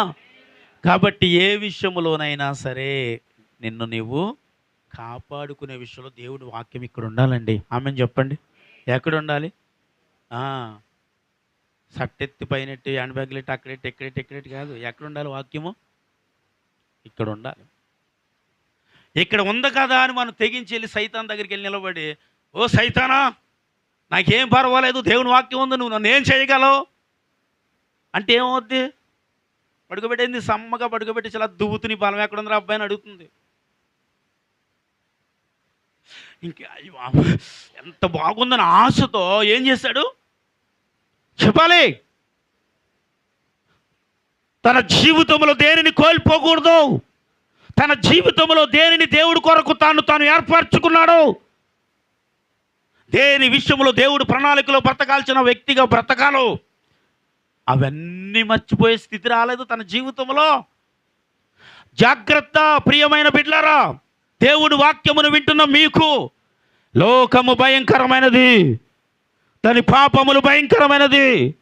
అక్కడ ఉన్న జనాంగములో, అక్కడ ఉన్న శాతాను క్రియలలో, అనేకమైన భయంకరమైన పరిస్థితుల్లో ఒక మనిషి పడిపోకుండా తను కాపాడుకోవడానికి వాక్యము కావాలి, దేవుడి ప్రేమ కావాలి. హల్లెలూయా. ఏం కావాలండి? దేవుని ప్రేమ కావాలి. అందును బట్టి నీ జీవితంలో జరుగుతున్న ప్రతిదాన్ని దేవునికి అప్పగించేసేయి. ఏం చేయాలండి? ఎవరికి అప్పగించి? దేవునికి అప్పగించండి. నేను మరి వాళ్ళకి అన్నీ అప్పగించేసుకున్నానండి, అన్నీ చెప్పేశానండి, కానీ అన్నీ అలా చూసుకుంటారండి, మొఖం చూసుకుంటారు, ఏముండదు, అయిపోయింది సీను. అన్నీ చూసుకునేది ఎవరు? అన్నీ చూసుకునేది ఎవరండి? నువ్వు అన్నీ అప్పగించేయి, కానీ నిన్ను మాత్రం దేవుడికే అప్పగించు. ఆమేన్. అప్పగించేసావుగా, ఓకే, వెరీ గుడ్. నీవు మాత్రము దేవుడికి ఏ విషయంలో అప్పగించుకోవాలి? ఏ విషయంలో అప్పగించుకోవాలి? నీ జీవితంలో ఏది జరిగినా అది దేవుని చిత్తమనే నమ్మాలి. ఆమేన్ చెప్పండి. నమ్ముతారా మీరు? కష్టం వస్తే నమ్ముతారా? మరి వ్యాధి వస్తే నమ్ముతారా? శోధన వస్తే నమ్ముతారా? బాధ వస్తే నమ్ముతారా? అనుకోని పరిస్థితులు నీ ఇంటిలో వస్తే నమ్ముతావా? ఏమని నమ్మాలి? మీరు అడగాలి నన్ను, ఏమని అడగాలి నమ్మాలి పాస్టర్ గారు అంటే, ఇవన్నీ దేవుని చిత్తమును బట్టి జరుగుతున్నాయని నమ్మాలి. స్తోత్రం చెప్పండి. ఏమని నమ్మాలి? నీ జీవితంలో జరుగుతున్న ప్రతి దానిని బట్టి ఇది దేవుని చిత్తము అని నమ్మాలి. ఆమేన్ చెప్పండి. ఎప్పుడో తెలుసా? దేవుని చిత్తానికి నిన్ను నువ్వు అప్పగించుకున్నప్పుడు. ఆమేన్ చెప్పండి. దేవుని చిత్తానికి నిన్ను నీవు అప్పగించుకున్నప్పుడు దేవుని చిత్తమే నీ జీవితంలో జరుగుతుందండి. ఆమేన్. హల్లెలూయా. చెప్పండి, దేవుని చిత్తం జరగటం నీకు ఇష్టమా? ఈ లోకంలో ఉన్న అన్ని నీకు కావాలని అనుకోవటం ఇష్టమా? మరి చాలా కష్టం వస్తుంది, పర్లేదా? చెప్పండి. శ్రమ వస్తుంది, పర్లేదా? వ్యాధులు వచ్చినా పర్లేదా? అనుకోని శత్రువు నీ మీదకి వచ్చి పడిపోయినా పర్వాలేదా? అబ్బో, నిజంగా తెగ ఊపేస్తున్నారండి బుర్రకలు. దేవుడికి స్తోత్రం కలుగునుగా. హల్లెలూయా. కానీ దానికి తగినట్టు నీవు ఏం చేయాలి? ఎలా ఎలా ఉండాలి? నీ చిత్తమే ప్రభువా. ఆమేన్. నీ చిత్తమే, రూపాయి లేదు, నీ చిత్తమే అనగలవా? మరి దేవుడు ఇంత ఇలా చేస్తాడు అనుకోలేదండి, మరి దేవుడు ఇలా తీసుకొచ్చాడండి, మరి ఆర్థికంగా మరి ఏం చేయాలండి? ఎందుకు ఇంక సాక్ష్యం నీకు? ఇలాగ అయిపోతాను అనుకోలేదండి, మరి దేవుడు నన్ను ఎందుకు సాక్ష్యము? అంటే దేవుడిని మహిమపరచడానికా, లేకపోతే అయిపోయానని చెప్పడానికా? దేనికి? అయిపోయానని చెప్పడానికి కాదు. నువ్వు చెప్పే సాక్ష్యము అది దేవునికి మహిమకరంగా ఉంటేనే చెప్పు. హల్లెలూయా. ఎవరికి మహిమకరంగానండి? నిలవబడి నువ్వు చెప్పేటప్పుడు అది నీ తండ్రికి మహిమకరంగా ఉండాలా? హల్లెలూయా. హల్లెలూయా. కాబట్టి దేవుని చిత్తము నీ జీవితంలో నెరవేరాలంటే దేవుని అందలి మనకి ఏముండాలి చెప్పండి? ఏముండాలి చెప్పాలి? ప్రేమ ఉండాలి. ఇప్పుడు చెప్పండి, మీరు ఎవరిని ప్రేమిస్తున్నారు?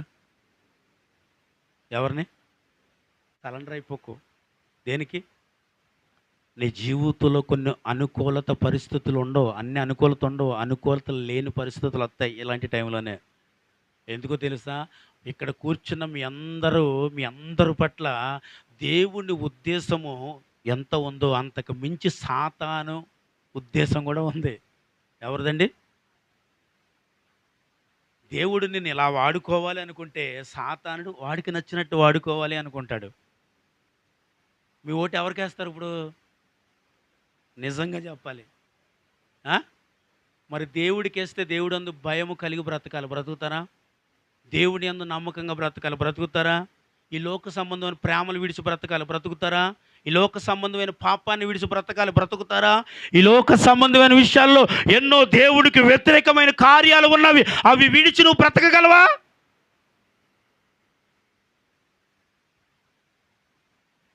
మాట ఇచ్చినంత గొప్పతనం కాదు బ్రతకటం. నిజం, మాట ఇచ్చినంత గొప్పతనం కాదు బ్రతకటం. మాట ఇవ్వటం చాలా ఈజీ అండి, దాన్ని నిలబెట్టుకోవడం, దాన్ని కాపాడుకోవడం గొప్పతనం. చెప్పండి కూడా ప్రభు నామమున మహిమపరచాలి. ఇచ్చిన దానికి తగునట్టుగా నీవు బ్రతికి చూపించాలంటే నీ జీవితంలో మార్పు ఎలా వచ్చేయాలి? ఏం మార్పు? బైబిల్ ఎప్పుడెప్పుడు చదువుతారు చెప్పండి? వారానికి ఒకసారైనా చదివే వాళ్ళు ఉన్నారా? చదువుకున్న వాళ్ళు కూడా చేతులు ఎత్తట్లేక. సారం తల్లిది అయితే నాకు రోజు చదవాలని ఉందండి, కానీ ఏమంటది? చదువుకోలేదు కాబట్టి కుదరదు అంటది. చదువుకున్న వాళ్ళు ఉన్నారుగా. అంటే దేవుని వాక్యాన్ని ప్రతిరోజు చదువుతున్నామా? ప్రతి పూట ఆయన ఇచ్చిన మాట చొప్పున మోకరిస్తున్నామా, ప్రార్థిస్తున్నామా? దేవునికి తగునట్టు బ్రతకటం అంటే దేవుని సహవాస సంబంధమైన ప్రతి దానిలో నమ్మకంగా బ్రతకటమే దేవుని వాగ్దానముకు తగినట్లు బ్రతకటం. తినడం పాపం నిద్ర వస్తుంది, లేగడం పాపం ఏం గుర్తొస్తుంది? ఏం గుర్తొస్తుంది? వెళ్ళిపోవాలంతే అండి కదండి, అంతే కదా. ఎక్కడికి పోవాలి, ఎక్కడికి పోతున్నావు? మొదట లేచిన వెంటనే దేవుడి మాట ఉండదు. లేచిన వెంటనే ప్రభువా మళ్ళీ తెల్లారిందయ్యా నీకు కృతజ్ఞతలు అనే స్థుతి కూడా నీకు ఉండదు. ప్రభువా మళ్ళీ ఈ రోజంతా నేను లోపలికి బయటికి వెళ్ళి మళ్ళీ లోపలికి అనగా నీ సన్నిధిలోని మళ్ళీ నేను ఎలా వస్తానో ప్రభువా అనే కృతజ్ఞత ఉండదు. ఉదయం మొదలుకొని సాయంకాలం వరకు నేను వేసే ప్రతి అడుగులో ప్రభువా ఎన్ని అవధేయులు ఉంటాయో, ఎన్ని తప్పులు ఉంటాయో, ఎన్ని పొరపాట్లు ఉంటాయి, ఎన్ని ములులు ఉంటాయి, ఎన్ని కష్టాలు ఉంటాయి, ఎన్ని శ్రమలు ఉంటాయి, ఎన్ని బాధలు ఉంటాయి ప్రభువా, వాటన్నిటి నీ చిత్తానికి అప్పగిస్తున్నాను ప్రభువా అనే ప్రార్థన. ప్రతిరోజు ప్రార్థన చేయకుండా అన్నం తిన్న పాస్టర్ గారు దేవునికి స్తోత్రం చెప్పండి. ఏం చేయను? ఓహో తినేటప్పుడన్నా చేస్తున్నావా? పొద్దున్న టిఫిన్ చేసేటప్పుడు ప్రార్థన చేయకుండా టిఫిన్ చేయను, మధ్యాహ్నం భోజనం చేసేటప్పుడు ప్రార్థించకుండా భోజనం, రాత్రి పడుకునేటప్పుడు భోజనం చేసే ముందు ప్రార్థన చేయకుండా, ఈ క్రమాలలో ప్రార్థన ఉంది కానీ నీ ఆత్మీయతలో ప్రార్థన ఏది? తిండి విషయంలో దేవుడు స్తుతిస్తున్నావు, ఎందుకు అది కూడా ఎందుకు స్తుతిస్తున్నావు అంటే ప్రభా ఈ ఆహారాన్ని పూటకు పెట్టు, రేపటికి ఇంకా ఏం కావాలి? శ్రేష్టమైన ఆహారము ప్రభా, రాళ్ళు తిన్నా అరిగిపోవాలి యేసునామములో, ఆమేన్. ఏం కావాలి? అన్నం మానేసి రాళ్ళు తినండి. ఇంకా నిజమండి, కొంతమంది ప్రార్థన చేస్తే నవ్వు వస్తుంది, రాళ్ళు తిన్నా అరిగిపోవాలంట. నీ ఇంజిన్లో పాటలు పని చేస్తే అవి అరిగిపోతాయి. దేవునికి స్తోత్రం, హల్లెలూయా. రెండోది దేవుడు కాపుదల లేకపోయినా అరగదు. కానీ దీనికి చేసిన ప్రార్థన నీ కుటుంబ నిమిత్తం ఎందుకు చేయవు? నీ ఆత్మీయత కొరకు ఎందుకు చేయవు? నీ బిడ్డల కొరకు ఎందుకు చేయవు? నీ భర్త కొరకు ఎందుకు చేయవు? నీ భార్య కొరకు ఎందుకు చేయవు? ఈ సమాజం కొరకు ఎందుకు చేయవు? పాపుల కొరకు ఎందుకు చేయవు? వ్యభిచారుల కొరకు ఎందుకు చేయవు? త్రాగుబోతుల కొరకు ఎందుకు చేయవు? చెడిపోతున్న లోకంలో ఎంతోమంది భ్రష్టుగా బ్రతుకుతున్న అనేకులు ఉండగా ఎందుకు వారి కొరకు ప్రార్థన చేయవు? చేయమండి, ప్రార్థన చేయం. ఈ లోకములో పడుతున్న ఎంతోమంది పాపంలో పడి, శాపంలో పడి, భయంకరమైన పరిస్థితుల్లో పడి చచ్చిపోతున్న వారిని చూసి అయ్యో చచ్చిపోయారంట అన్న మాట తప్ప వారి కొరకు ప్రార్థించే దినం ఏది నీ జీవితంలో? ఆ మోకరించే అనుభవం ఏది? ఆ ప్రార్థన ఏది? ఆ పరిశుద్ధ గ్రంథాన్ని దినదినము ధ్యానించే సమయం ఏది? అంటున్నారైనా నా యొద్దకు వచ్చి నేర్చుకోండి అంటే ప్రతి వారం మిమ్మల్ని దేవుడి సన్నిధికి రమ్మనలేదు దేవుడు. ప్రతిరోజు దేవుడి సన్నిధికి వచ్చేమనలేదు. ప్రతిరోజు నీ ఇంటి యొద్దన ఏం చేయాలి? దేవుడి బైబిలు అంటే వాక్యాన్ని నువ్వు నేర్చుకుంటే నేర్పిస్తాడు. ఆమేన్ చెప్పండి, హల్లెలూయా. ఏం చేస్తే ఏం చేయాలి? ఎక్కడ నేర్చుకోవాలి?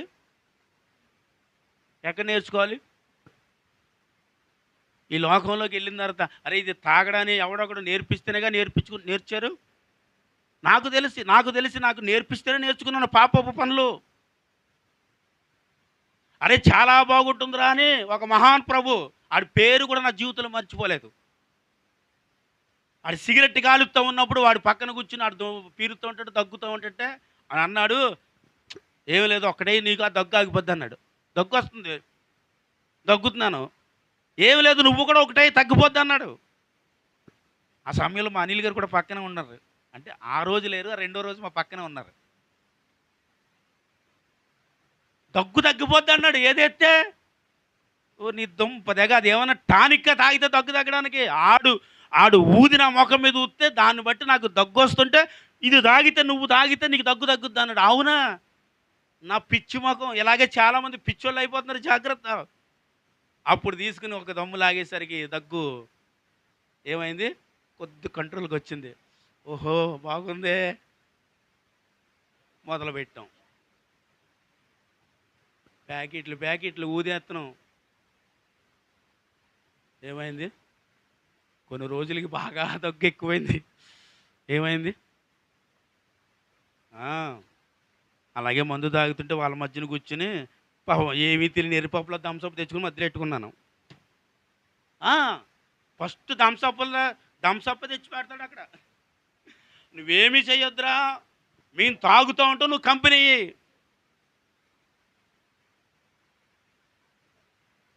చేయంట. ఏమండి, నువ్వేమి చెయ్యొద్దు, నువ్వేం చేయాలి, కంపెనీ ఇవి అన్నాడు. సరే బాగానే ఉంది.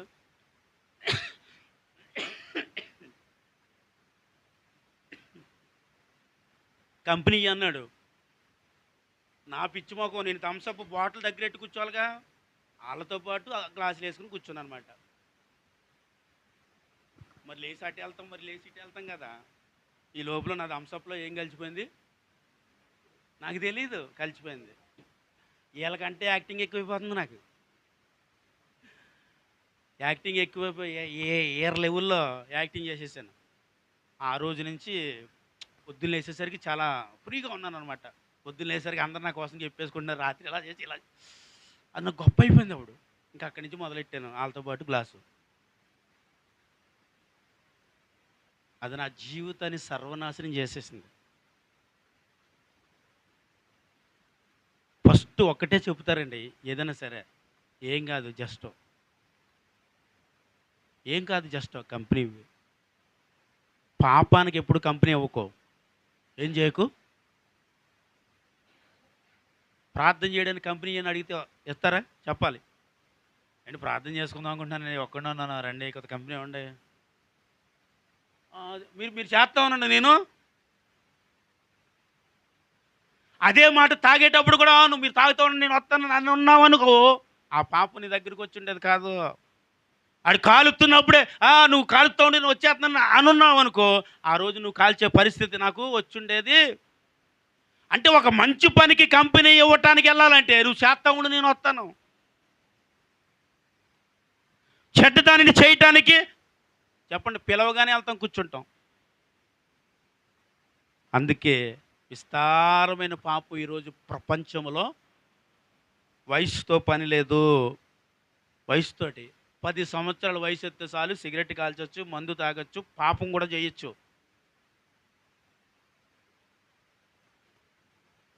ఈరోజు అలాంటి పరిస్థితి రావడానికి కారణం ఏంటో తెలుసా? ఏం కాదండి, పర్లేదంట.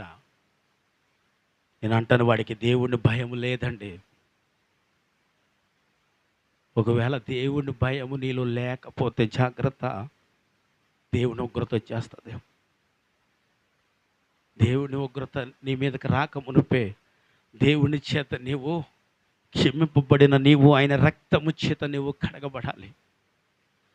ఇది బాగుందనుకుంటే, ఇదే నా జీవితానికి గొప్పదనుకుంటే, ఒకవేళ ఇదే నన్ను బాగు చేస్తుంది అనుకుంటే, ఇదే నన్ను ఇది చేస్తుంది, ఇదే నన్ను అది చేస్తుంది అని ఒకవేళ నువ్వు దానికి ఆకర్షింపబడి నీ జీవితం ఒకవేళ ముందుకు వెళితే, నేను అంటాను, అన్నీ కోల్పోయిన తర్వాత చివరి సమయంలో వచ్చేటప్పుడు అంటుంది, అది రక్షింపబడటానికి చేసే ప్రయత్నంలోంచి నిన్ను నీవు కూడా కాపాడుకోలేవు. ఒకసారి చెప్పాను, నేను మళ్ళీ చెప్తున్నాను. ఒక ఎత్తైన స్థలంలో ఉన్న పక్షి ఒక ఏటిలో నుంచి ఏం కొట్టిపోతుందంట, ఒక గొడ్డె, చచ్చిపోయిన గొడ్డె కుళ్ళిపోయి ఆ నీటిలో కొట్టుకుని వెళ్ళిపోతూ ఉందంట. అది ఎత్తైన స్థలంలో ఉందంట. దాన్ని చూసింది. దాన్ని చూసి వెంటనే అది తినాలనిపించింది. వచ్చింది, ఆ గొడ్డె మీద వాలి భయంకరంగా దాన్ని పీక్కుని, పేగులు పీక్కుని, అదంతా పీక్కుని నవరేస్తూ ఉంది, తినేస్తూ ఉంది. దాన్ని కుళ్ళిందానే బాగా తినేస్తూ ఉంది. తినేస్తూ ఉన్న సమయంలో గొడ్డేమో కొట్టుకుంటూ వెళ్ళిపోతూ ఉంది. ఆ చివరికి వచ్చేసరికి ఇంకేమీ లేదు, అక్కడ నుంచి కొండ నుంచి ఆ గొడ్డు కింద పడిపోద్ది. ఇది చూసింది, అర్రే ఇంక ఎదరికి వెళితే ఇదేమవుతుంది, ఇది అందులో పడిపోతుంది. ఇది అనుకుంటుంది, సరేలే దగ్గరికి వెళ్ళిన తర్వాత ఏం చేద్దాం, ఎగిరిపోదాం అనుకుని ఇంకా పీకుతుంది.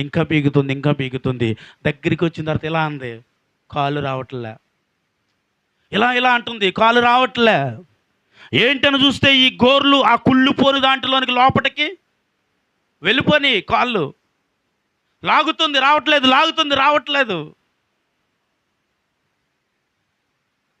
అది దూరము నుండే చూసి అనుకుంది, పర్వాలేదు దగ్గరికి వెళ్ళాక తీద్దాం, పర్వాలేదు దగ్గరికి వెళ్ళాక ఎగిరిపోదాం, పర్వాలేదులండి ఇంకా వయసు ఉంది, వయసు అయిన తర్వాత దేవుడి దగ్గరికి వెళ్దాం, పర్వాలేదండి ఇంకా యవ్వనం ఉంది, యవ్వనం అయిన తర్వాత దేవుడి దగ్గరికి వెళ్దాం, పర్వాలేదండి మనం లోకంలో చేయాల్సిన ఇంకా చాలా ఉన్నాయి, అవి చేసిన తర్వాత దేవుడి దగ్గరికి వెళదాం, మనం ఇంకా అనుభవించవలసినవి చాలా ఉన్నాయి, అనుభవించిన తర్వాత దేవుడి దగ్గరికి వెళదాం. ఈరోజు ఎంతోమంది మూర్ఖపు ఆలోచనతో వారి జీవితాలను పాడు చేసుకుంటున్నారంటే ఇదేనండి. లాగి లాగి లాగి కాళ్ళు రాక ఆ గొడ్డుతో పాటు అందులో పడి, అది కూడా పాపం అంతే, పాపం జాగ్రత్త, పాపం పర్వాలేదులే అని అనుకుని చెయ్యొద్దు, అది ఇంకా లాగుదామన్నది చివరికి తప్పించుకోనివ్వదు నిన్ను. అందుకే బైబిల్లో మాట, పాపానికి వచ్చే జీతము మరణం.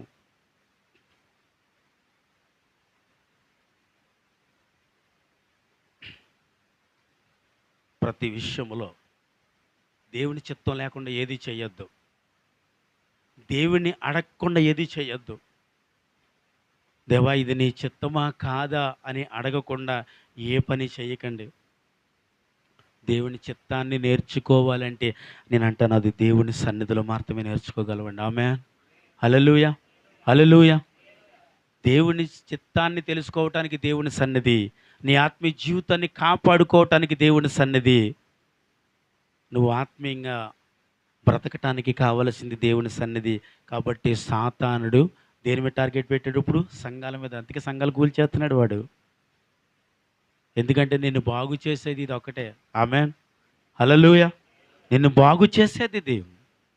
దేవుని వాక్యాన్ని నేర్పిస్తుంది, పరిశుద్ధత నేర్పిస్తుంది, ప్రేమ నేర్పిస్తుంది, ఎలా ఉండాలి నేర్పిస్తుంది, ఎలా బ్రతకాలి నేర్పిస్తుంది, ఎలా ప్రార్థించాలి నేర్పిస్తుంది, ఎలా బైబిల్ చదవాలి నేర్పిస్తుంది, దేవునితో ఎలా సహవాసం చేయాలో. ఇవన్నీ ఇంటి దగ్గర మీరు నేర్చుకోగలరా అండి? నేర్చుకోవటానికి ఆయన సన్నిధికి రమ్మన్నాడు ఆయన. ఆమె హల్లెలూయా. రండి నా యొద్దకు వచ్చి నేర్చుకోండి, నేను నేర్పిస్తాను. ఆమె చెప్పండి, హల్లెలూయా. నేర్పించేది ఇక్కడ మహేష్ కాదండి. ఎవరు? ఆయన. మీరు అనుకోవచ్చు, దైవజనుడు మాట్లాడుతున్నాడు, దైవజనుడు చెబుతున్నాడు, నా కోసం తెలిసినని చెప్పేస్తున్నాడు. నాకు ఏమీ తెలియదు. పరిశుద్ధాత్మ దేవుడు నీకు ఏది కావాలో అదే ఇస్తాడు. ఆమేన్. దాన్ని తీసుకుని ఏం చేయాలి చెప్పండి? ఏం చేయాలి? పెట్టులో పెట్టి మూత వేసేయాలి. ఆమేన్ చెప్పండి. ఏం చేయాలి? హల్లెలూయా. అంటే దేవుని వాక్యము నీ దగ్గరికి వచ్చేస్తుంది, అది తీసుకుని ఈ లోకంలో ఎలా బ్రతకాలో నేర్చుకోవాలి. ఆమేన్ చెప్పండి. ఎలా బ్రతకాలండి? ఒక విశ్వాసురాలైన భార్య ఒక అవిశ్వాసైన భర్తను రక్షించుకుంటుంది. ఒక విశ్వాసి అయిన భర్త ఒక అవిశ్వాసమైన భార్యను రక్షించుకుంటాడు. ఇప్పుడు నీ బిడ్డ దగ్గరికి వస్తున్నాను. విషయం ఏంటంటే, రక్షింపబడిన తాను ఒక అన్యుని వివాహం చేసుకుని నా బిడ్డ మారాలి, నా అల్లుడు మారాలి అని నువ్వు ఏడిసినా, నువ్వు సాక్ష్యం చెప్పినా ఏ విధమైన మార్పు అక్కడ ఉండదు. ఎందుకంటే రక్షణ పొందిన వ్యక్తి తాను కొరకు, తన భర్త కొరకు తాను మోకాళ్ళు ఉంచాలి ముందు. ఏది? నువ్వు వేడితే ఉపయోగం ఉండదు, ఇక్కడ నేను ఏడిసిన ఉపయోగము ఉండదు. ఎంత గొప్పవాడండి ఎవరో, ఎంత డబ్బున్నవాడండి ఎవరో, దేవుని వాక్యం ఎంత తెలిసినవాడండి ఎవరో, అసలు దేవుడికి అతనికి ఉన్న ఆ అన్యోన్యమైన సహవాసమును బట్టి ఎవరండి? సొలొమోను. హల్లెలూయా. సొలొమోను బైబిల్ గ్రంథములో అధికమైన ఆశీర్వాదాలు పొందుకున్న ఏకైక వీరుడు, గొప్ప వ్యక్తి. ఆయన చూసిన ఆశీర్వాదములు బైబిల్ గ్రంథంలో ఎవరు చూడలేదు. అబ్రహాము కూడా చూడలేదు అంత ఆశీర్వాదం. అంత ఆశీర్వాదము చూసిన వ్యక్తి సొలొమోను. దేవుడు బహుగా దీవించి, దేవుడు బహుగా ఆశీర్వదించి, దేవుడు ఎన్నో అవసరతలు తీర్చి, ఎన్నో అక్కర్లు తీర్చి, పెంట మీద ఉన్న దీనుడు సైతమును తీసుకొచ్చి రాజు సింహాసనం మీద కూర్చుండబెట్టి పరిపాలించే నాయకుడిగా చేసి, జ్ఞానం ఇచ్చి అన్నీ చేస్తే అన్యజాత స్త్రీని వివాహం చేసుకుని పడిపోయాడు. ఏం చేసి? ఆ స్త్రీలను వివాహం చేసుకునంట. ఏమండి, రండి మనము మా గుడికి పోదాం. ఏముంది తప్పు, వెళ్దాం అన్నాడు. ఏమండి ఇది మా అమ్మ తీసుకొచ్చింది, ఏంటిది, ఏముంది తినేద్దాం అన్నాడంట. ఎంత దారుణం అండి. దేవుడి కొరకు తెలీదా? దేవుడి సన్నిధి కొరకు తెలీదా? దేవుని అధికారం కొరకు తెలీదా అండి? ఎన్ని తెలిసి తన జీవితాన్ని అప్పగించింది ఎవరో తెలుసా? ఒక్క స్త్రీ కదా. అమ్మో, అప్పగించబడిన తర్వాత మొత్తానికి ఏమయ్యాడంట? ఏమయ్యాడు తెలుసు? మొత్తానికి ఒక క్రైస్తవుడు విగ్రహారాధకుడు అయ్యాడు. కానీ నేను అంటాను, అక్కడ సొలొమోనుని వంచింది ఒక్క స్త్రీ కాదు, 1000 మంది. ఎంతమంది? 1000 మంది. 1000 మంది స్త్రీలతో తాను చేసిన సావాసాన్ని బట్టి పరమ తండ్రిని మర్చిపోయాడు.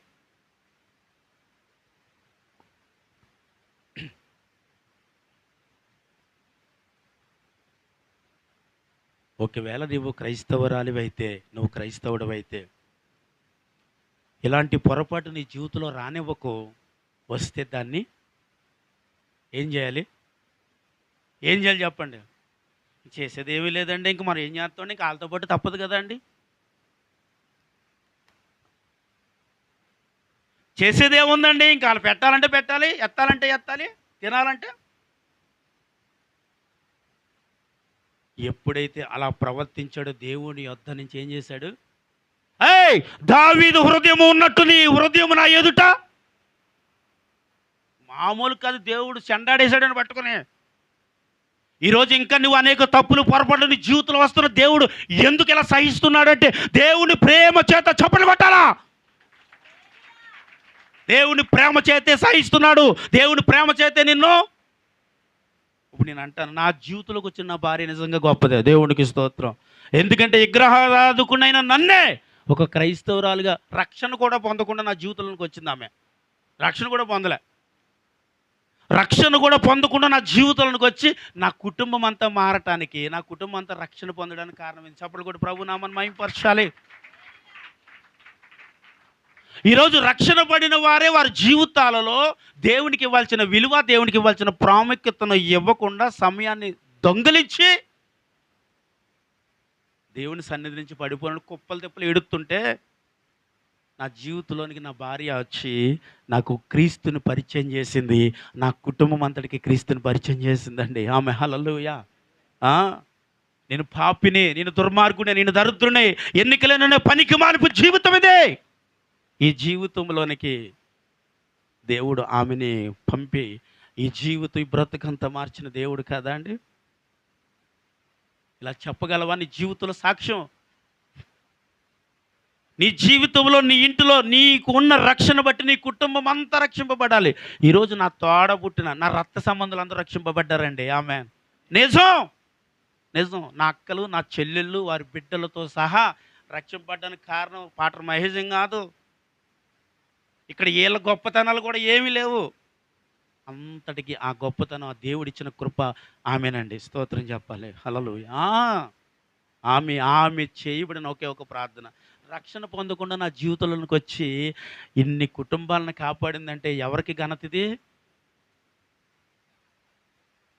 రేపు దేవుణ్ణి ఎదుర్కొనేటప్పుడు బలా మంచి నా సేవకురాలని పిలువబడుతుందండి ఆమె. హల్లెలూయా. ఈరోజు ఇక్కడ కూర్చున్న మీరందరూ ఇలాంటి ఒక తీర్మానం, ఇలాంటి ఒక ప్రణాళికలో మీరు ముందుకు వెళ్ళగలిగితే మీ ఇంటిలో రక్షణ లేనిలో ఉండరు. ఆమె చెప్పండి, అందరికీ రక్షణే. ఆమె. హల్లెలూయా. నీ ఇంటి అంతటికి రక్షణే. యెహోషువ అంటాడు, నేను నా కుటుంబం యెహోవాని సేవించున్నాం. మీరు ఎలా ఉంటే నాకు ఎందుకు అన్నాడు? ఎందుకు ఆ మాట అన్నాడో తెలుసా? వారిని కానాను వరకు నడిపించే వరకు యెహోషువ పడ్డ ప్రయాస అంతా ఇంత కాదు. ఎంతో ప్రయాసపడి ప్రజలందరినీ దోలుకుని వచ్చి వాళ్ళ బుద్ధులు చూసి, వాళ్ళ అవిధేతలు చూసి, వాళ్ళ వ్యతిరేకలు చూసి అంటున్నాడు, మీరు ఎలా కావాలంటే అలా బ్రతకండి, నేను మాత్రం దేవునికి కట్టుబడి బ్రతుకుతాను. ఆమె. హల్లెలూయా. ఇది కదా నీ తీర్మానం. ఇలా కదా బ్రతకాలి ఒక మనిషి. అక్కడ ఏది చేస్తే అది నేను చేస్తాను కాదు, అక్కడ ఎలాగుంటే అక్కడ నేను అలా ఉంటాను కాదు. నువ్వు ప్రత్యేకించబడిపోయావు. ఆమెను చెప్పు. హల్లెలూయా. ఏం చేయబడ్డామండి? ప్రత్యేకించబడ్డాం. నువ్వు దేవుడి కొరకు ఏర్పరచబడిపోయావు. దేవుని కొరకు ఒక స్థిరమైన పునాదిగా కట్టబడిపోయావు. ఆమె చెప్పరు ఇలాంటి వాటికి. ప్రత్యేకించబడిపోయావు కాబట్టి గుంపులో కలిసిపోకు. ఎందులో కలిసిపోవద్దు? గుంపులో కలిసిపోవద్దు. నువ్వు ప్రత్యేకించబడిన వ్యక్తివి. ఎందులో ప్రత్యేకించబడ్డాం చెప్పండి, చెప్పాలి. ఎందులో ప్రత్యేకించబడ్డాం? పాపము నుంచి ప్రత్యేకించబడ్డానండి, త్రాగుడు నుండి ప్రత్యేకించబడ్డానండి, ఈ లోక వ్యభిచారం నుండి తప్పించబడ్డానండి, ఈ లోక స్నేహము నుండి నేను తప్పించబడ్డానండి, ప్రత్యేకించబడ్డానండి. ఆమె హల్లెలూయా. ప్రత్యేకించబడటం అంటే నిన్ను నీవు పాపము నుండి దూరంగా పరిగెడతమే ప్రత్యేకించబడటం. ఆమె చెప్పండి హల్లెలూయా. ఎంతమంది దేవుని కొరకు ప్రత్యేకించబడాలి? ఎంతమంది దేవుని కొరకు ఏర్పరచబడాలి? ఎంతమంది ఇలాంటి ప్రణాళికలో ఉండాలంటే దేవుని ఉద్దేశంలో ముందు నీవు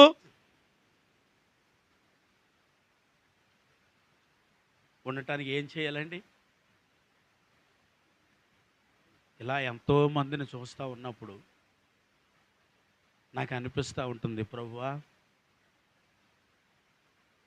ఈమె కాదు, సేవకురాలు ఒకదే కాదండి, సేవకురాలు స్నేహితుల్లో ఇద్దరు రక్షణ పొందేశారు వాళ్ళు. ఈమె కూడా వాళ్ళతో పాటు రక్షణ పొందాలి. కానీ అమ్మా, నీకు రక్షణ పొందిన భర్తను నేను తీసుకురాలేను. మా అత్తగారు అంది, నీకు రక్షణ పొందిన భర్తను నేను తీసుకురాలేను, కాబట్టి నువ్వు అలా ఉండిపో, నీకు ఏ అండుడో వస్తాడో కట్టబెట్టేస్తాను అని చెబితే, ఆమె రక్షణ పొందాల్సిన వ్యక్తులతో రక్షణ పొందకుండా ఆగిపోతే ఆమెతో రక్షణ పొందిన వాళ్ళు ఈరోజు విగ్రహారాధకులుగా ఉన్నారు. నిజమండి, నిజం. మీరు నమ్మరా? భయంకరమైన పూజలు చేస్తున్నారు. నేను ఒకే మాట చెప్పనా, దీని అన్నిటికీ కారణం అంటే ఎంతమంది తప్పిపోయారంటే, ఇప్పుడు నా బిడ్డ తప్పుపడలో తప్పిందో మీరు అనుకోవచ్చు. ఎంతమంది పడిపోతే ఇంకా నా భర్త మారబోతే పెద్ద గొప్పతనం లేదు. ఎంతమంది పడిపోయినప్పుడు నా కొడుకు మారకపోతే నట్టమే వచ్చిందండి. ఇంతమంది మారలేనప్పుడు నా కూతురు మారకపోతే నట్టమే వచ్చిందిలేండి. ఇంతమంది పడిపోయినప్పుడు నా బిడ్డలు పడిపోతే తప్పే ఉందిలేండి అని అనుకోవచ్చు. ఇంతమంది పడిపోవడానికి కానీ నేను అంటాను, దేవుని శక్తి వారు గ్రహించలేదు, దేవుని గొప్పతనమును వారు గ్రహించలేదు. దేవునికి ఉన్న చెప్పండి ఆయన ప్రణాళికలోంచి బయటకు వచ్చేసారు కాబట్టి వారు తప్పిపోయారు. నువ్వు దేవుడి కృపలోంచి బయటికి రాకూడదు. దేవుడికి నిన్ను నువ్వు అప్పగించుకుని ఆయన చిత్తములో ముందుకు వెళుతూ, ఆయన ప్రణాళికలో ముందుకు వెళుతూ, నీ పక్కనున్న దుష్ట ఆలోచనలు ఏది పట్టించుకోకుండా ముందుకు వెళ్ళగలిగితే నీవు దేవుని కృపలో ఉంటావు. ఆమేన్ చెప్పాలి. హల్లెలూయా, హల్లెలూయా. ఎక్కడుంటామండి? దేవుని కృపలో ఉండటానికి నువ్వు చేయాల్సిందేంటి? వాళ్ళు చేసినప్పుడు మనం చేయకపోతే బాగోదు కదండి. మరి వాళ్ళందరూ తిన్నప్పుడు మరి నేను తినకపోతే బాగోదు కదండి. మరి వాళ్ళందరూ వెళ్ళినప్పుడు నేను వెళ్ళకపోతే బాగోదు కదండి. మరి వాళ్ళందరూ తాగినప్పుడు నేను తాగకపోతే బాగోదు కదండి. ఈ దరిద్రపు జీవితమే, ఈ దరిద్రపు ఆలోచనే ఈరోజు దేవుని సన్నిధి నుంచి నేను కింద పడగొట్టిన కారణమైంది. ప్రత్యేకించబడ్డామన్నాడు దేవుడు. నిన్ను ఏం చేయబడ్డారు? అందరూ చెప్పాలి, వినాలని ఆశగా ఉంది. ప్రత్యేకించబడ్డాను చెప్పండి. ఇప్పుడు చెప్పండి, ఎందులో ప్రత్యేకించబడ్డారు? లోకం నుండి, లోకములో ఉన్న పాపాల నుండి, ఆ శాపకరమైన పరిస్థితుల నుండి నేనేం చేయబడ్డాను? నిజమేనా? ప్రత్యేకించబడ్డామా? ప్రత్యేకించబడ్డామంటే చేయాల్సింది ఏంటిది? నీకు విషయం తెలుసా? ప్రత్యేకించబడ్డాను. నేను మన సంఘంలోకి వచ్చే ఒక కుటుంబంలో నుంచి ఒక ఆమె, అంటే మీ అందరికీ తెలుసు, ఇస్సాకు రాజు గారు వాళ్ళ అత్తయ్య గారు చనిపోయారండి. ఆమె వాళ్ళ అమ్మగారు వాళ్ళ అత్తయ్య గారు నన్ను ఏమనేవారంటే, నన్ను పెద్ద కొడుకు అని పిలిచేది. నేను వెళ్ళిన వెంటనే, అమ్మ నా పెద్ద కొడుకు వచ్చాడు, నా కాళ్ళు వచ్చాడని మాట్లాడేవారు నాతో, మా ఇద్దరితో. ఎప్పుడు వెళ్ళినా ప్రార్థన చేసి వస్తే నా కొడుకు వచ్చాడు, నా కోడలు వచ్చేదని మాట్లాడేది ఆమె. ఆమె మొన్న చనిపోయిందండి. చనిపోయినప్పుడు నేను వెళ్ళాను అక్కడికి. నేను వెళ్ళి పాడి మోస్తున్నప్పుడు వెళ్ళి ఎదర పాడెత్తుకున్నాను. నేను పాడెత్తుకున్నాడు. వాళ్ళందరూ అన్నారు, అదేంటి పాస్టర్ గారు మీరు పాడెత్తుకున్నారేంటి? మీరు ప్రత్యేకించబడ్డారు. దేనికి ప్రత్యేకించబడ్డానండి? లోకంలో పాపానికి ప్రత్యేకించబడ్డాను. నేను లోక సంబంధమైన విషయాలకు ప్రత్యేకించబడ్డాను. ఏ సైకిల్ లేని మైలు నాకేంటి? ఎత్తుకున్న ఆ కొమ్మె శ్మశానం దాకా వదలలేదండి, మోస్తూనే ఉన్నా. చాలామంది మారారు, పాస్టర్ గారు నాకేమన్నా పాస్టర్ గారు మీరు మొయ్యకూడదు. ఎవరు చెప్పండి నీకు మొయ్యకూడదని? బైబిల్లో కూడా ఎక్కడైనా రాసి ఉంటే ఒకవేళ చూపించు నాకు.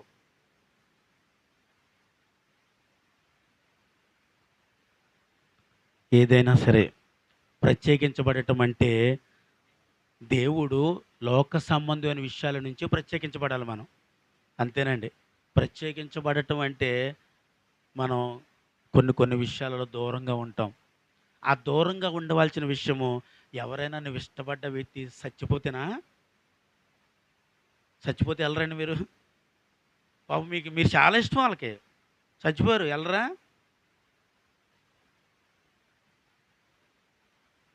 మిమ్మల్ని ఎవరైనా భోజనానికి పిలిచారు, వెళ్ళరా? జాతర భోజనాలకు వెళ్ళారా అమ్మా? మీరు జాతర భోజనాలకు వెళ్ళారా? మీరు కూడా వెళ్ళారా?